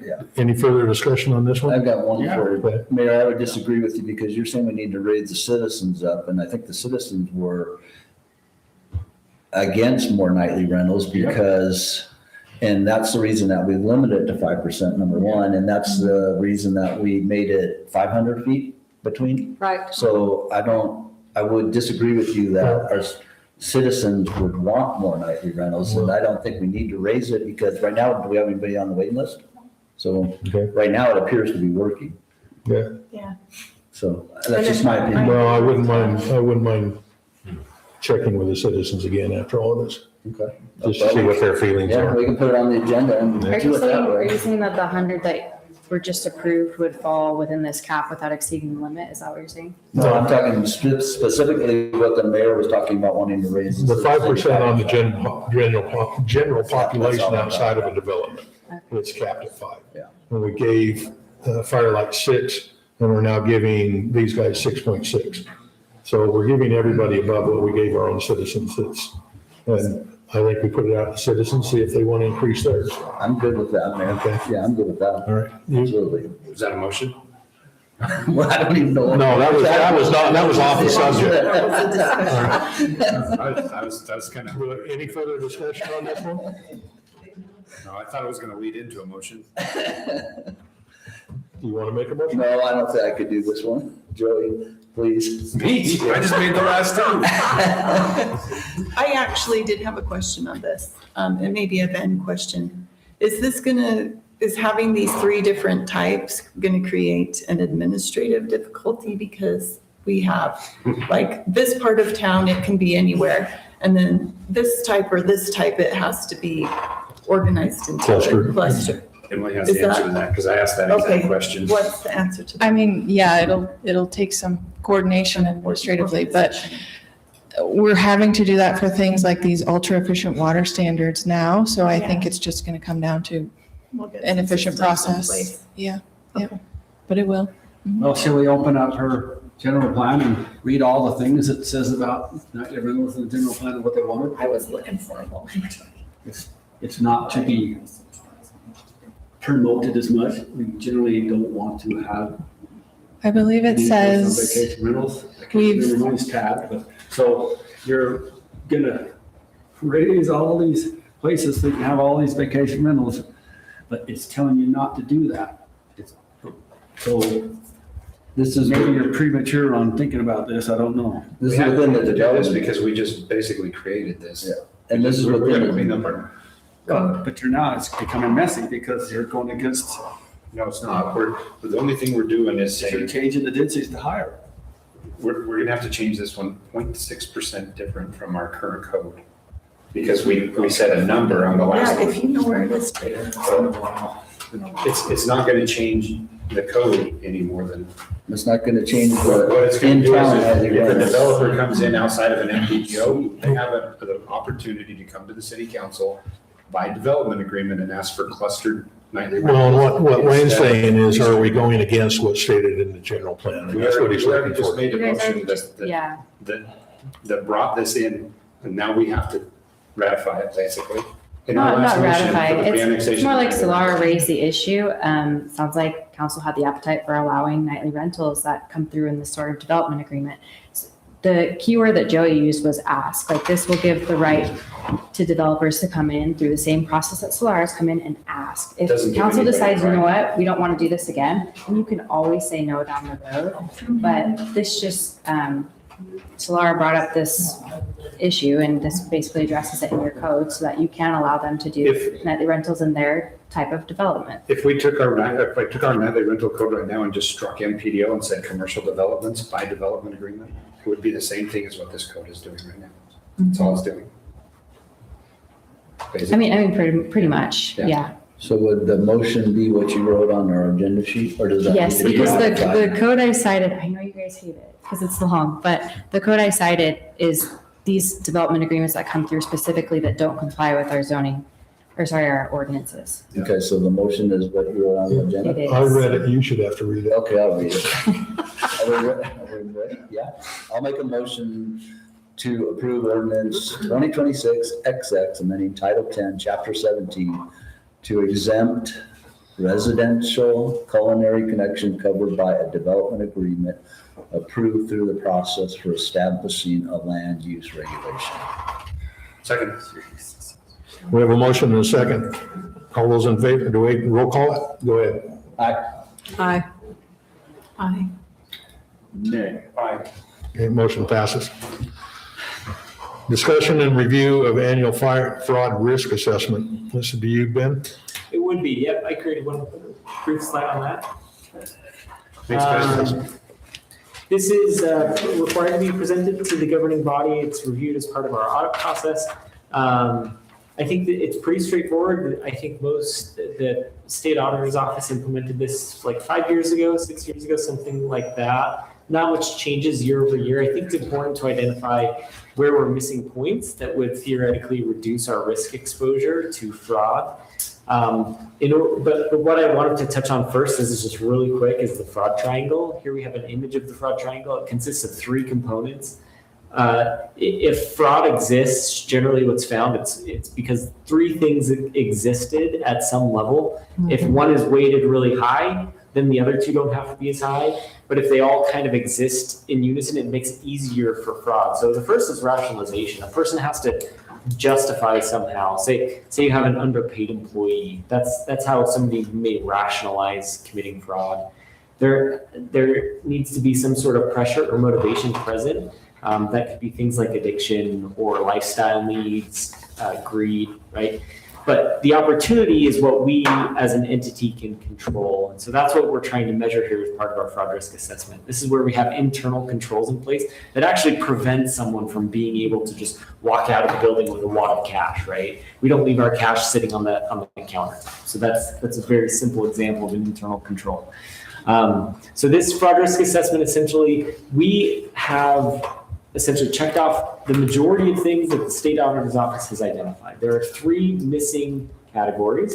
I wanted to identify those because currently we are identified as low risk, not very low risk. The three things that we could do are formally adopt. We actually have an informal cash receiving policy. So we'll probably do that here in the near future because it's low hanging fruit. It's going to give you 5 points if you do. 5 more points. 5 more points.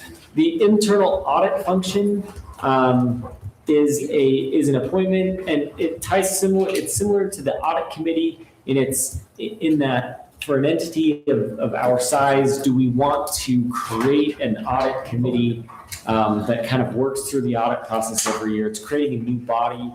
Is the juice really worth the squeeze, and does it actually reduce our risk of fraud? I think that becomes the question. Or do we simply accept that we have we tolerate our low risk for fraud? But as of this calendar year, the fraud risk assessment that was in front of you is low. Our risk is low. And so this just simply has to be presented to the council. I'm happy to answer any questions that you guys may have about it. I can also state that I think this is the fourth time that I've seen it, and it hasn't changed in that many years. It's been the same score every year. Yeah. I'd say most entities, most local government entities, especially of this size, fall in that either moderate or low range. So it's our front desk that takes cash, right? I mean, we probably have hardly any. Yeah, there's not a lot of cash flowing through the city, right? I mean, our bigger exposure is like dual check signing. It's Okay. We have kind of bigger exposure than just the cash itself. I just had a coworker that fraudulently stole cash. So I'm like really interested in making sure that we are low risk. So I guess I'm glad we are low risk. You need to have a higher class of people. I will say our highest exposure is in accounts payable. So, I mean, payroll and accounts payable are the two, especially with local government.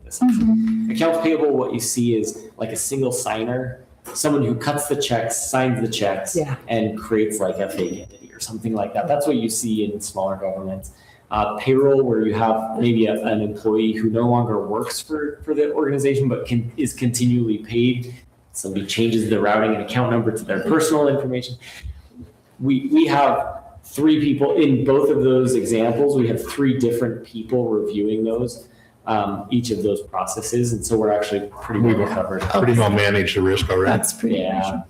Yeah, the biggest thing I see, like across the board from different companies, and it would be the same for the city, is like credit card expenditures. Someone like, I'm going to get a bag of peanuts, and I mean, they're usually, but they all start adding up, things like that. That's a good try to do it, but that's where we find, on my level, that's where I always find all of the issues.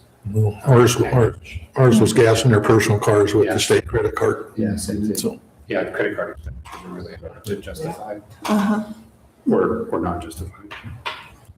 Well, I'm glad we just have reviewers. In that company, the issue was that the reviewer, so the lady who deposited the cash was just keeping it and changing it in the computer. And then,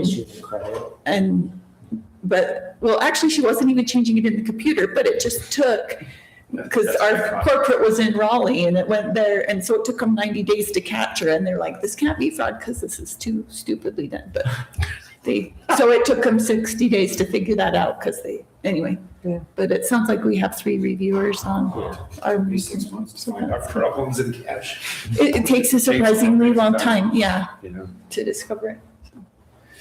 Okay, Okay, thank you. for That's all, it's just a the information. presentation. okay. Discussion and possible action to replace a community representative of the Chief Toker Reservoir Recreation Committee. We did have one person drop off. I have had another individual who was volunteered to come on. I actually like it because it was, once Bailey dropped off, it was all men and mostly old men. And Lily Ritter, Fotu Ritter has agreed to come on. So she's a young mother, and I think would be a benefit to the committee, getting a different opinion. Cool. Do you need us to take action? Yeah, I think we need to, because it was done by resolution, we have to take an action to approve Yeah, make a it. motion. Does it? So I'll take a motion Just a motion to to approve the replacement. It's done by resolution, so do we need to reapprove the resolution? Just make a motion to appoint the new member. I So move whatever that that is, I we, make a motion to appoint, is her name Lily? Lily, Lily Fotu Ritter. As stated, so moved. No. I move that we appoint Lily Ritter to the Toker Reservoir Recreation Committee. Will I second? I'll second it. All those in favor? Aye. Any opposed?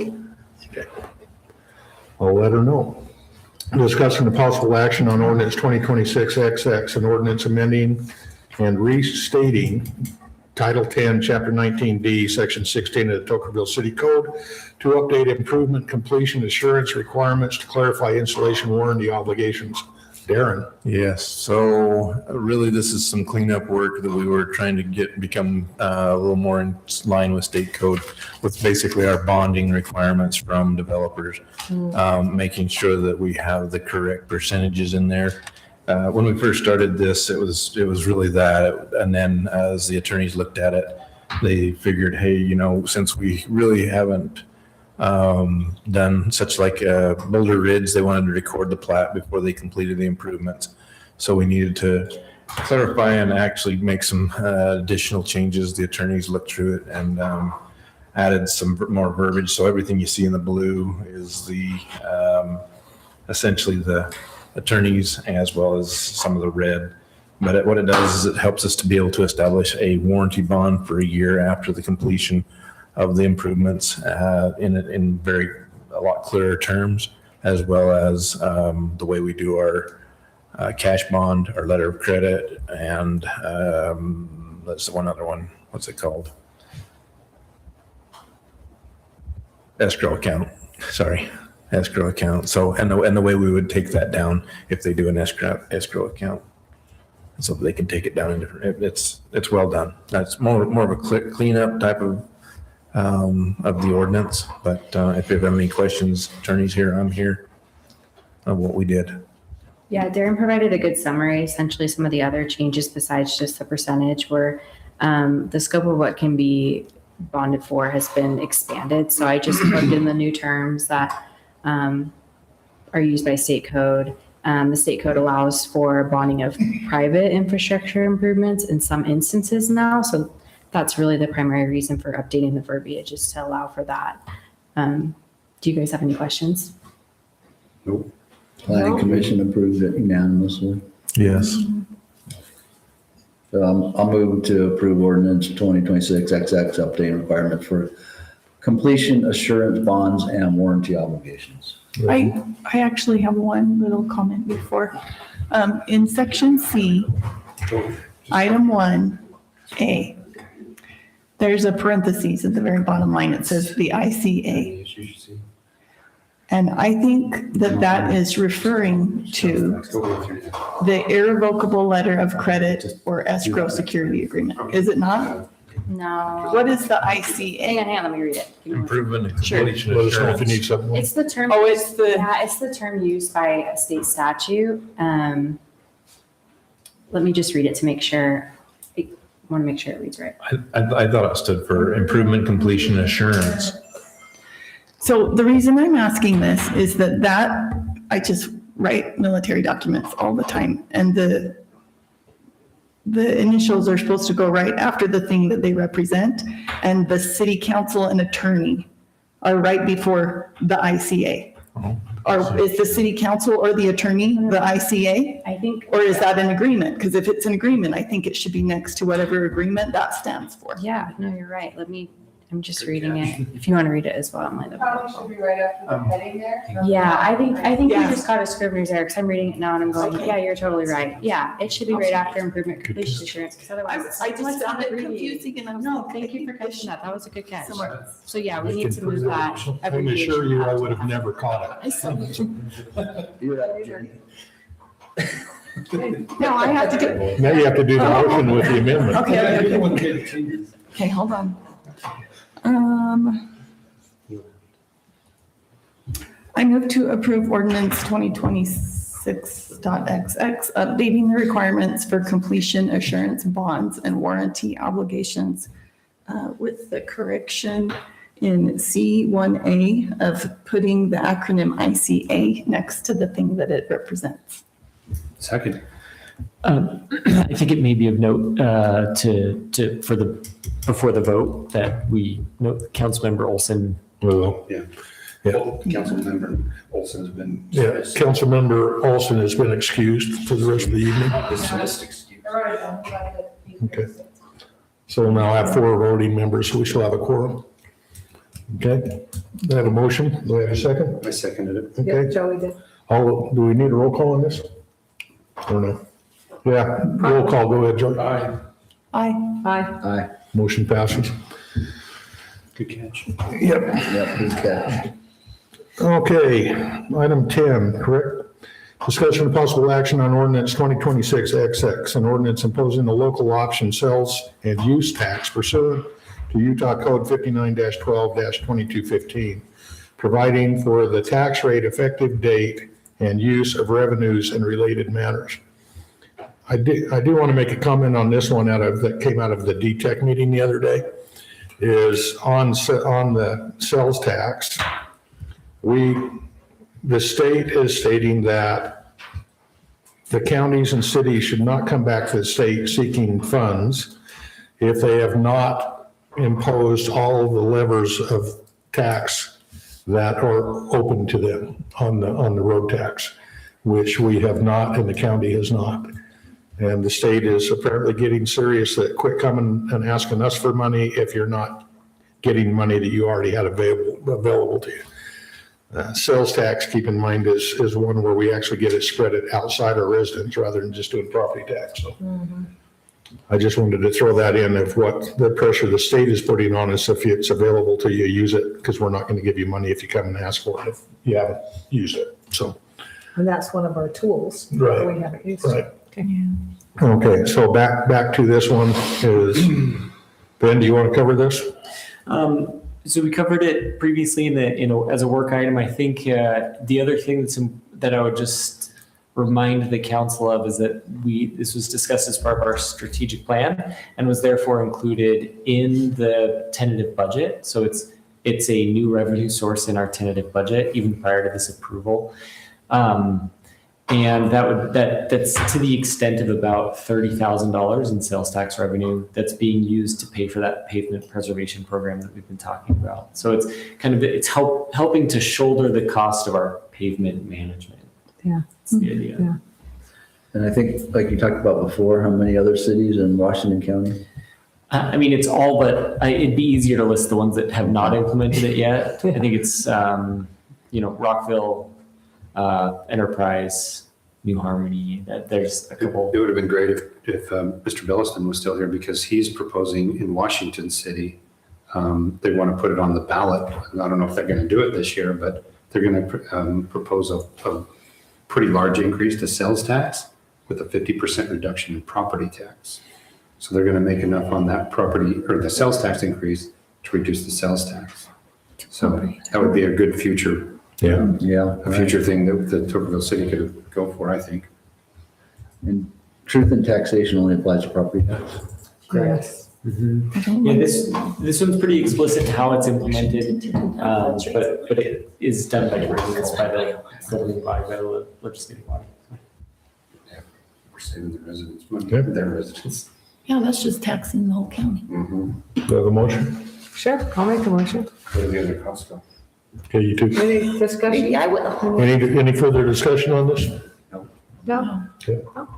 Okay, I move to approve ordinance 2026.XX imposing a local option sales and use tax. Do I have a motion? Do we have a second? I'll second it. Roll call, go ahead, Todd. Aye. Aye. Aye. Motion passes. Okay. All right, item 11, discussion of possible action on ordinance 2026-XX and ordinance amending Title 10, Chapter 3, Section 1 of the Tocqueville City Code to add provisions establishing a process for the removal of a planning commission member. And want a bit of a chance to answer some of the comments that came up during the planning commission. Part of the reason we're looking at doing this and discussed it with the council was since I was an early supervisor and through all my time, it was always you compliment and praise in public, you counsel and discipline in private. The rationale behind that was the mayor would go to the council, advise them of what the plan was, get input from the council, but it would not make it to where it went out in a public meeting, or who was being removed, why they were being removed, and on what basis were they being removed. To me, the planning commission volunteers their time, does a lot of hard work. If something comes up, if it's physical, let's say somebody comes up with dementia, you got HIPAA requirements, you can't bring it up. If it's a problem with getting along with the other members, if it's a problem with getting along with staff, do we really want to tell them we're removing them and we're going to go through and publicly humiliate you in front of a city council meeting? That was my rationale for trying to not do it that way. I personally would not want to do it that way. If we're going to do something to where the city council has to vote on it, I would still like to try and make it so we don't have to bring out all the dirty laundry of something that is nobody's business but that individual and the administration above them. Their people they work with don't need to know, the citizens don't need to know. I would hope that they would resign, but if they don't, do I really want to drag them through that in public? And that was my only rationale behind trying not to do that. So if we can do the ordinance in a manner of, the problem is the council can't vote in closed session. We do all HR matters in closed session and the council can't vote. Right. So if we're going to do it where the council has to vote, it's got to be out in the public forum. Is there a way we can discuss it in closed session, come out of closed session and vote without bringing Yeah, all you the could. stuff out with it? You could. You wouldn't have to have your discussion publicly. Right. It would still be a closed session topic because you'd be talking about, competence, ethics, that sort of thing. This one I would like public comment on because it was in public comment in the planning commission. If Well, anybody's, One question first. Okay. Since I think this is kind of more of a substantial change than what the planning commission, so does it need to go back to planning commission or is it? So I'll kind of explain what happened. You'll kind of fill the gaps because what happened was we put this draft ordinance together as directed, and in the midst of that, the statute that governs this, it used to just say you need to have a removal process. Right. That was it, and now it says a lot more than that.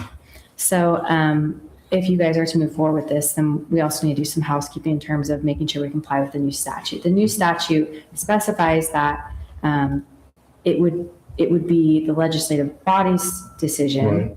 to remove a planning commission member. That being said, if council wants to delegate its, executive or administrative duty to remove planning commission members, you can do that. So if you wanted to go with the approach that you suggested previously, where it was, the mayor would discuss it with council, but a vote wasn't necessarily taken, you could still do that approach. It would just be council delegating its authority. Does that make sense?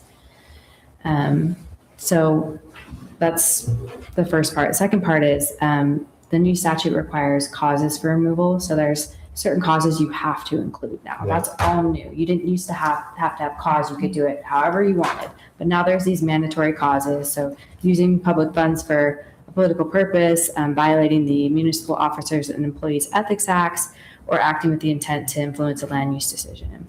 Well, and we can't add to that, correct? You can So add it to would be a violation of planning commission policies and procedures. To not send this back down if you want to add additional causes. Is that what you're asking? Right, And that's the violation he wants to add, or the cost, right? right, Violating your policies and procedures. right. You have to have those three. Let me look at something really quick.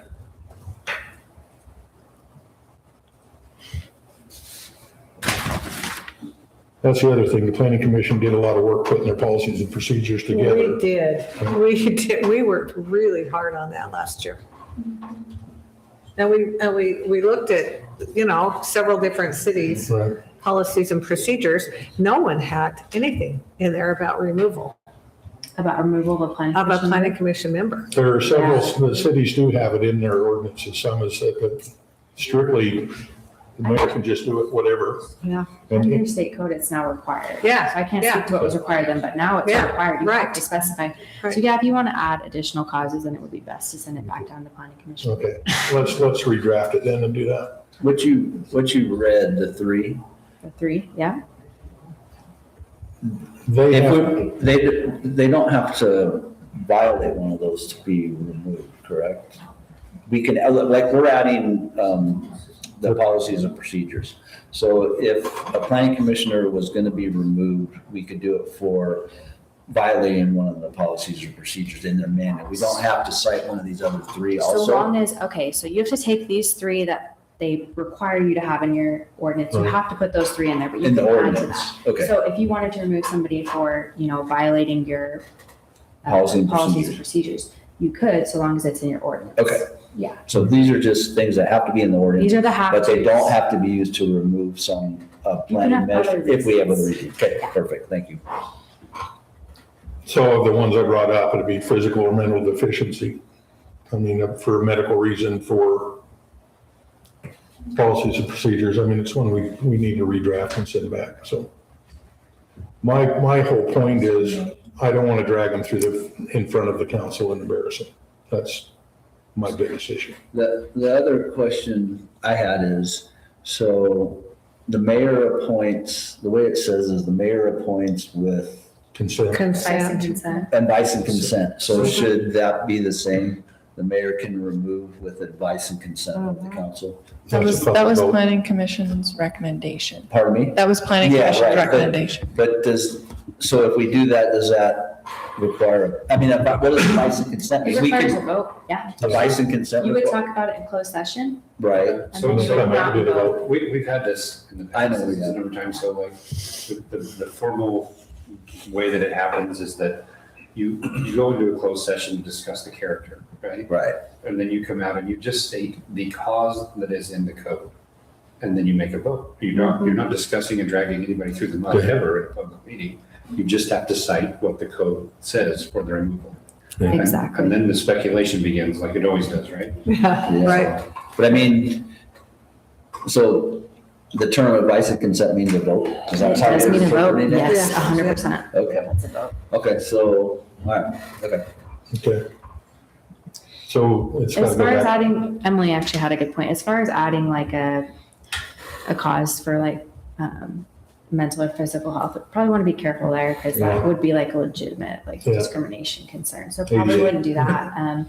The violation of policies and procedures, that makes sense. Right. Okay. We could set ourselves up for failure. That's what you just said. Well, the policies and procedures, I think, ought to be in there. That was just, I say, that addresses my concerns if we don't have to have the person come out in public. And it would mainly be for a policy and procedure anyway, or an ethics violation usually. It seems so. most logical that would be Yeah. the case. Okay. So do we decide you're recommending a closed Yes. session but not a vote? Is that- No, it's got to be a vote. It's got to, It's got to be a Yeah. vote. Okay. No, you discuss the issues in the closed session and you Okay. come out, Yep. simply state the ordinance Yep. and Okay. and then do the vote. Okay, and you were gonna take public input if they had any? Yeah. No. Anything? I say, it was brought up, it was, that was a long time in the planning commission that I wasn't expecting because wasn't the intent of where I was going with it, so. Yeah, I appreciate that, and that sounds really good, but I think that what you're about to vote on sounds a lot better, where we Okay. get to have the input of everybody and not the power in the hands of one person. I just Okay. think that would make no sense, and it would be a problem, and then there would be tons of speculation. Yeah. Right. If for some reason one Speculation person doesn't let happen. somebody go. Yeah, Thank you. okay. So Emily will get together and try and get some verbiage to send back. Okay, Yeah, let's Yeah. get a motion to table it. I okay. move that we, Or really, it needs to be denied because it needs to It go needs back to down. be the line. denied, yeah, because it's got to go Say back to table planning would commission. remain the same. okay, Okay, I move that we deny item 11 from tonight's agenda and send it back to planning commission. do we have a motion? Do we have a second? Second? All those in favor? Aye. Any opposed? Okay. Motion passes, item fails. All right, 12, discussion of possible action on change order 002 in the amount of $16,216.20 for additional excavation work at Westfield Park. My apologies for this one coming on late. They sent in the invoice that still had the one on it that we approved last time, so they had to resubmit it. So if you'll cover this one, dear? Yeah, so really this, essentially we would, just so you know, a little update is they did start the actual pickleball court, the laying of the pad and creating that today, actually this morning. So they're starting the post tension and things and getting that ready. The unfortunate thing is when the last motion that was made to last for the change order in it not to exceed the additional $4,000-ish is not enough to cover what they found in their investigations once they dug down. They'd hoped to only go down to the 3 feet, and that was kind of what covered the last change order. This change order is basically to cover the additional 2 feet as per the recommendation of the geotechnical engineer. And so that's the dollar amount for that $16,216.20. Basically, that covers all of the over excavation and recompaction and they basically had to bring in new material to be able to meet the criteria and compactions for that pickleball court. I don't play pickleball court, don't play pickleball, but evidently there's quite a science to building and techniques and deals to make us have a pickleball court that that basically would be warranted. So essentially by following these recommendations and things, we've done that. So that's what that's for. In the last, just to note, maybe in the last change order, I was able to work with the contractor because the over excavation of that was $32,000. But then we were able to subtract some of the storm drainage, do surface drainage, and get a little bit of the concrete pads and things reduced a little bit. So that to offset some of that $32,000-ish, which made the last change order that $16,000. So. And it looks like they proceeded at risk because they've already done the pickleball court and the excavation, correct? Correct, but they couldn't have found the problems without doing it. Without going forward. So they proceeded in good faith on that. Definitely. So, Go ahead, Joey. so we approved the additional 4,000 over and above. So is that 4,000 still saved? It's not part of this number? Well, it was It's less it's than- not part of that.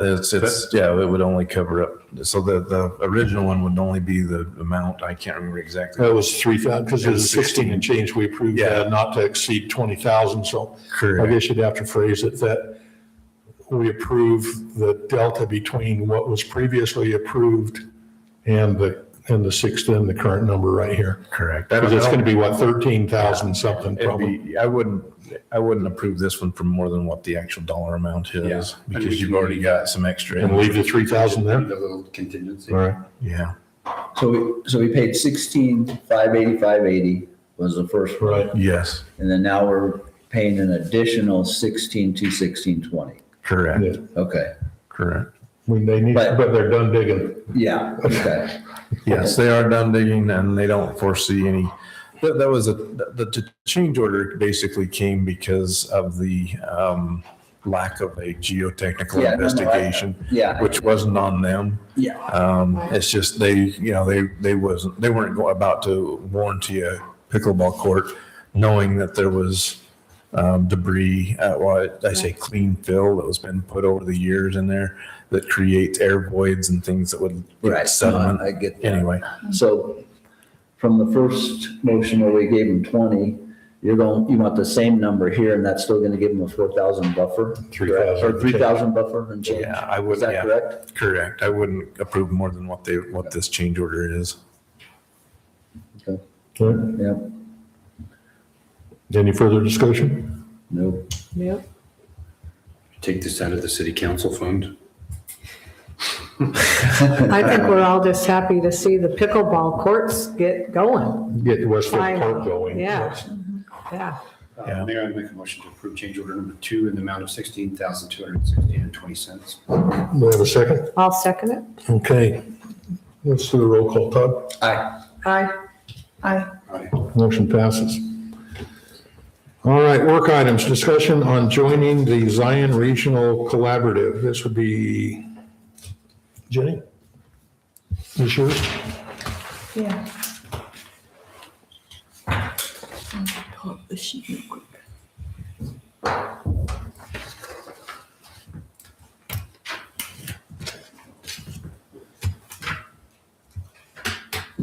You folks still awake back there?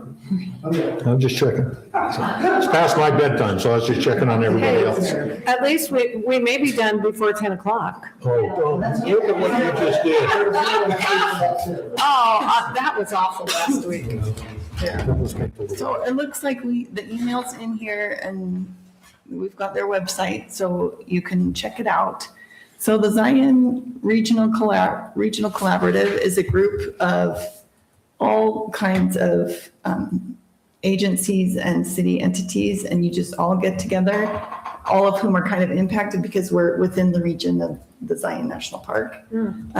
So Rockville, Virgin, Springdale, and then like the Dixie National Forest was there. And I think it's a large group of people and different people come every time. And they initially at the meeting, everyone goes around and just says, hey, I'm from this city, this is what's going on, or I'm from this organization, this is what's going on with us. And then you have like a minute or two of questions. And then they have a steering committee that kind of gets together and prepares presentations, and they have a quarterly meeting that's a little bit longer where they go through those presentations and kind of make bigger plans of things. So they'll do things like say if there was a trail that went from Laverkin all the way up to through the other cities to the park or something. It's a place to have conversations like that. Some of the people who one of the women there was one of the people who reviews state grants. So she was available to give advice if your city wants a grant for something and you've had one going through and it wasn't approved, you might be able to ask questions. Like there's a lot of value, I think, in being part of the collaborative. And we do not technically have to contribute anything financially to the collaborative because if we just want to go to their quarterly meetings. But Mayor Bruno and Tom Dancy did come and meet with us, and then Mayor Bruno followed up with an email to ask if we would like to be part of the steering committee and or contribute financially to the collaborative. I think it's worth discussing. They also have not just the grant thing, but they have different people, parts of the group that have funding sources in the private sector too, that can bring to bear if you're doing something. Yeah, there were a few nonprofits there as well. So it may be an investment to get on the steering, but it could have a return that's higher than your investment, I think, if you. Yeah. Have you gone to any of the other meetings? I have, Do you yeah. have any thoughts on it? It's a good source add? for trail development, for economic development, to kind of stay in touch with what's happening with this corridor. There is the financial discussion of like how much would be an appropriate contribution. I don't know if now would be the time for me to touch on that, kind of my perspective on it. Yeah, that's kind of what I would like to hear because I know we're talking about raising taxes. I hate to do that. Right. I don't know if there is anywhere in our budget that it would fit to. I I kind of look at this from a, like what the other communities are contributing. And what it looks to me like is the closer you are to Zion, the more, and obviously Springdale has a lot of sales tax revenue, and so they're contributing the most. I also, I created a really quick spreadsheet to show like as a per capita basis, and it's the lower table, how much each community is contributing. Per capita doesn't really make sense here, but it was the way that I would approach maybe how Tokerville may consider participating. So Springdale contributes the most this is their target for this year is roughly $66,000 in that lower table. So Springdale would be contributing 23,000, Rockville 3,300, where you can see the different numbers.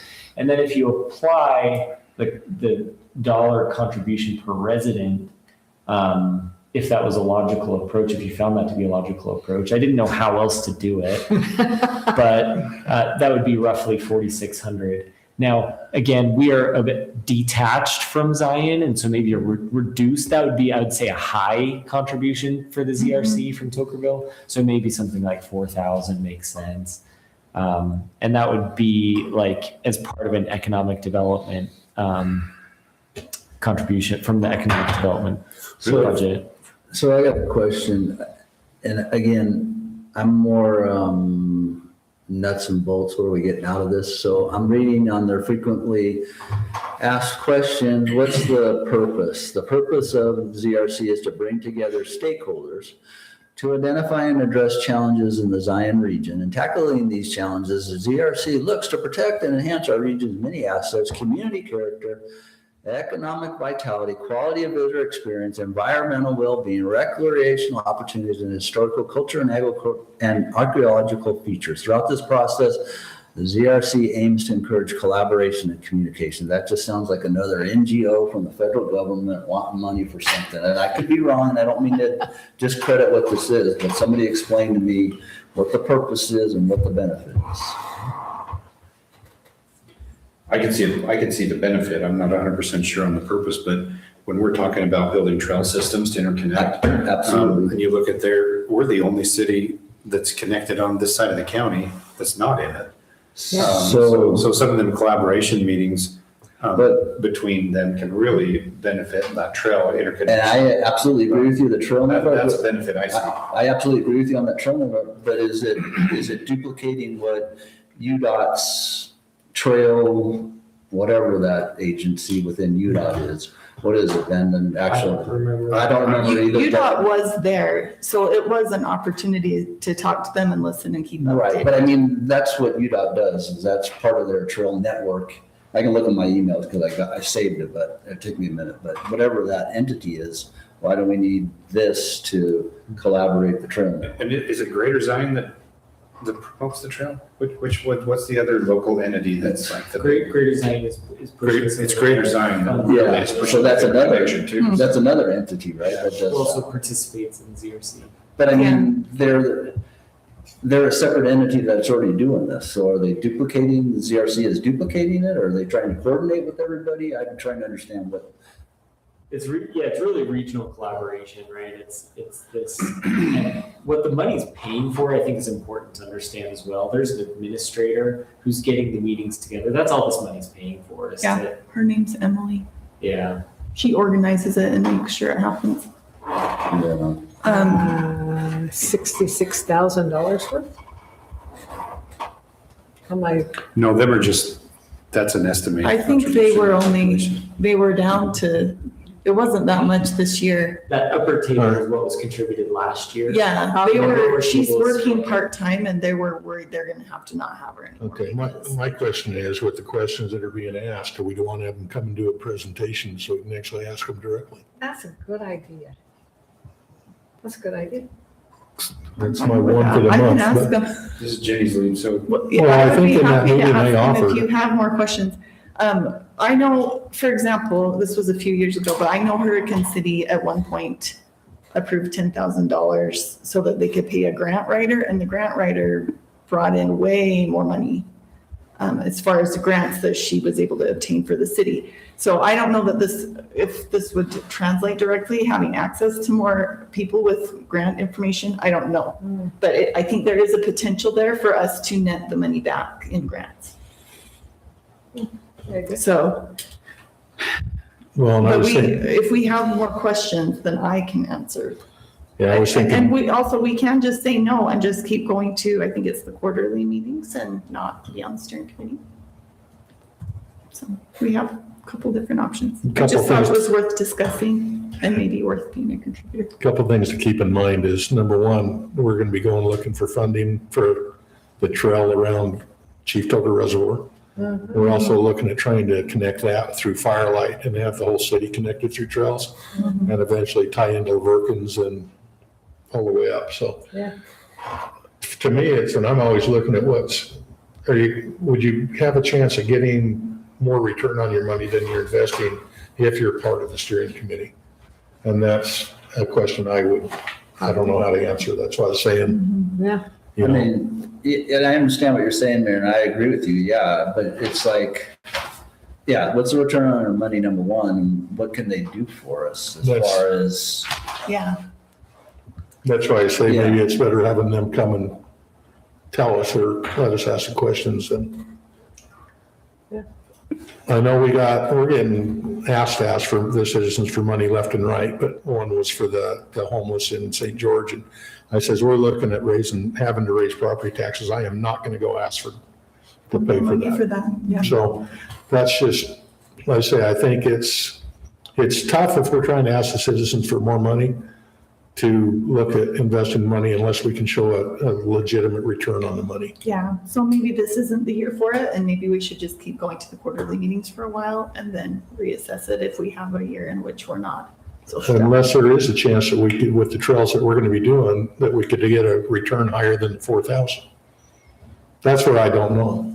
I don't know enough about this group of their funding sources and, pulling private sector funds in, that I think you give them a chance to tell you. Yeah.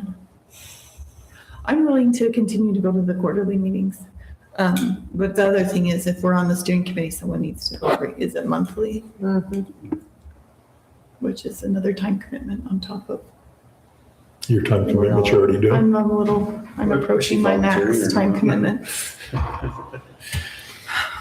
I'm pretty neutral on this. I think most of these collaborations like this usually return better. Whether sometimes it always doesn't come back in monetary gain, but it comes back other ways, and eventually it would be back in monetary gain. But so Sometimes it's more of a long-term. yeah, it is, and then you benefit and you see the other cities modeling things, and then you're like, oh, you get that idea, and you make something that's great for Tuckerville through an idea from somebody else. And Yeah. so, like I said, if we wanted to do it, I think it's up to you guys, really. Why don't we ask them if they'll come and do a presentation so we know a little bit more? I think. that would be Okay, I a will good email and idea. ask if they can send someone. Okay, that's all I have on that one. Okay. Was Wayne wanting to talk about? Wayne wanted to see if we could move that discussion item to the next meeting. I don't know. On the tree height? Yeah, that's his. Well, his, I know where some of his feelings are. We can kind of, if we want to wait for him, we can. But He just asked if we would. So I think we should. He was. okay, we can move it to the next one. He'll be a lot more passionate about it than I Make would. any, since it's a approved agenda and we're not doing We don't have this. to take action on it, so you guys can So it's just move fine, on. okay. Okay. All right. Tell me where the calendar of events. On the back of the last page. Yep, I'm just making sure I didn't miss anything behind Wayne's. Okay, item J, calendar of events, Memorial Day commemoration program, Saturday, May 23rd at Tokerville Cemetery at 10 a.m. I hope we have some good public turnout on this one. I know we got a couple good speakers, so that will be good. Number 2, summer community cleanup, Saturday and Sunday, June 6th and 7th at Center Street Park, Westfield Park, TRE Park, and Tokerville Heights. That's the dumpster placements. Movies in the Park, Friday, June 12th at Center Street Park.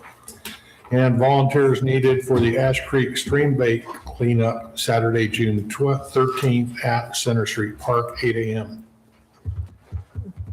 Sorry, I'm out of town on that one. Me too. All right, I don't believe we have a need for a closed meeting. Do we, Ben? Okay, item L, we'll entertain a motion to adjourn. Go ahead. I know this is not a. Oh, go ahead. Can I just have maybe one or two questions I can ask? Sure. Just so that us people can understand a little bit more what happened. Yeah. Okay, I was at the meeting last week and it was really heated. So as you know, you probably all saw it on YouTube. Right, yeah. What happened tonight sounds great, that we're gonna try to annex the property, but then we're gonna try to negotiate on items for the developer to change to meet our requirements. We didn't negotiate. We told them what basically the city standard is. Right, but I know that last week, that question was raised, and even the lawyer, the attorney last week even said that if you go into an agreement to annex that property, you have to accept the terms of the developer. That's part of the contract. So would we be breaking the contract by trying to take the land and then not conforming to the developers? Start off with, well, do you want to handle it or? Yeah, so in terms of, I think what was mentioned was, it's a unique situation where Solara was coming from the county, and we know that they'll potentially get, X amount of entitlements from the county. In terms of negotiation, like what occurred tonight where council approved the development agreement with certain conditions, council has the discretion to negotiate the terms. So it's completely consistent with what. I understand that, and that would be great because, like I said, it doesn't meet a lot of our general plans and this, that, the other thing.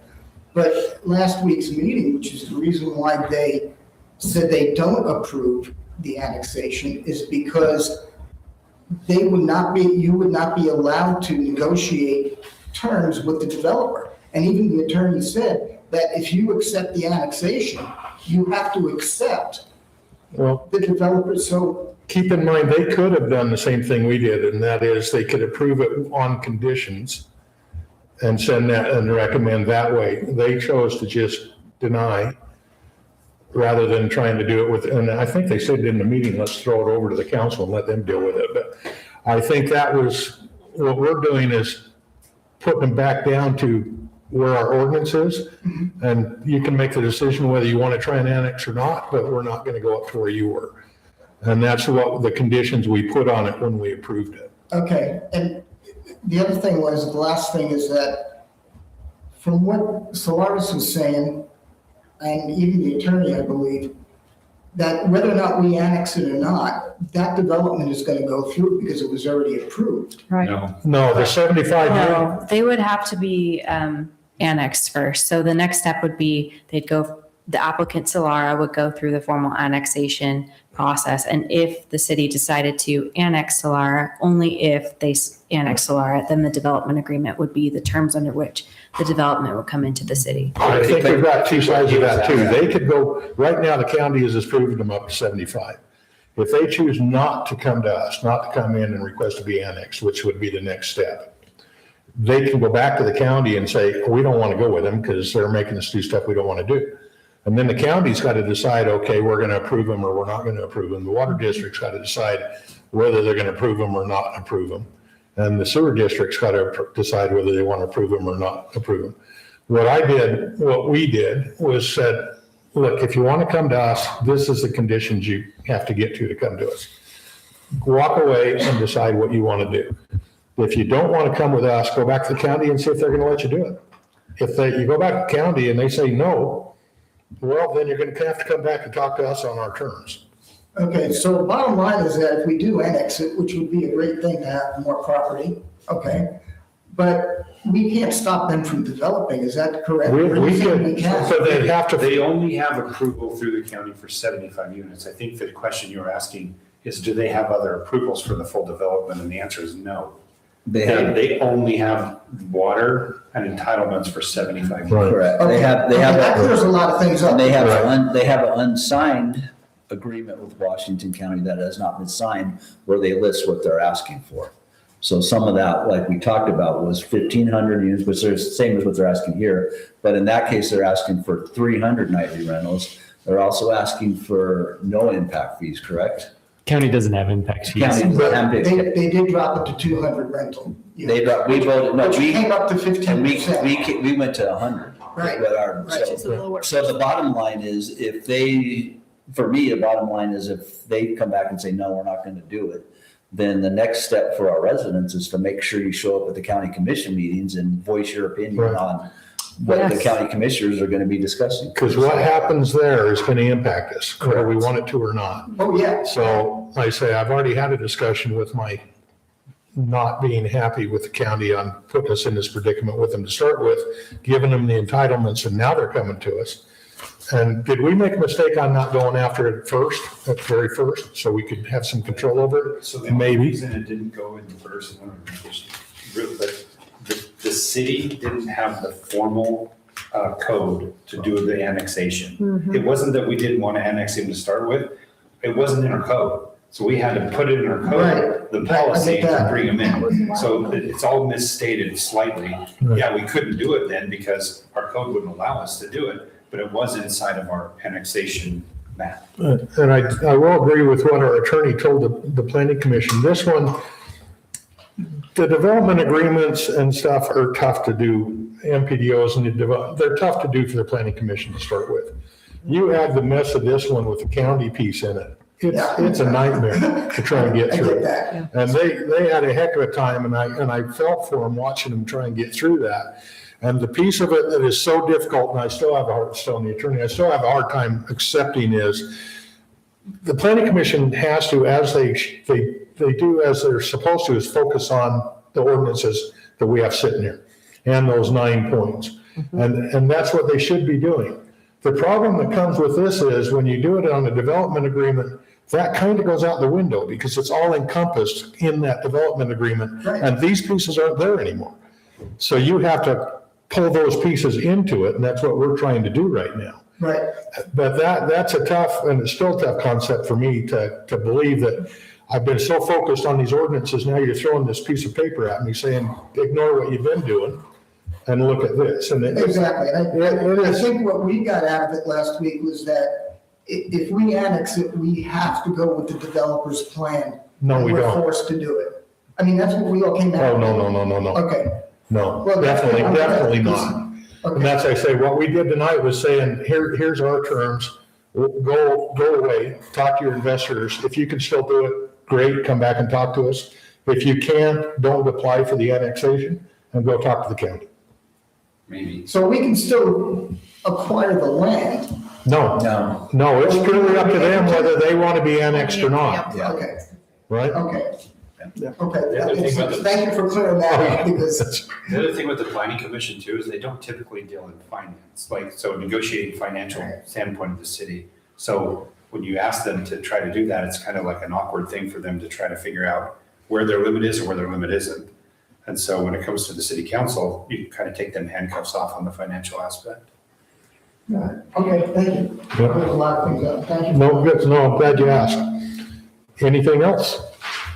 We'll do the motion to adjourn, anybody? I'll make a motion that we adjourn this meting. You missed the chance to say so. Oh, I did. Darn. Okay. We are eliminating so moved. We are adjourned at 9:26 PM. Thank you, guys. We need to vote on that. Did we have a vote? On Yeah, adjourn? yes, we always have to go to Do we? motion to adjourn. We actually need to- Oh, fine. Do we have a second to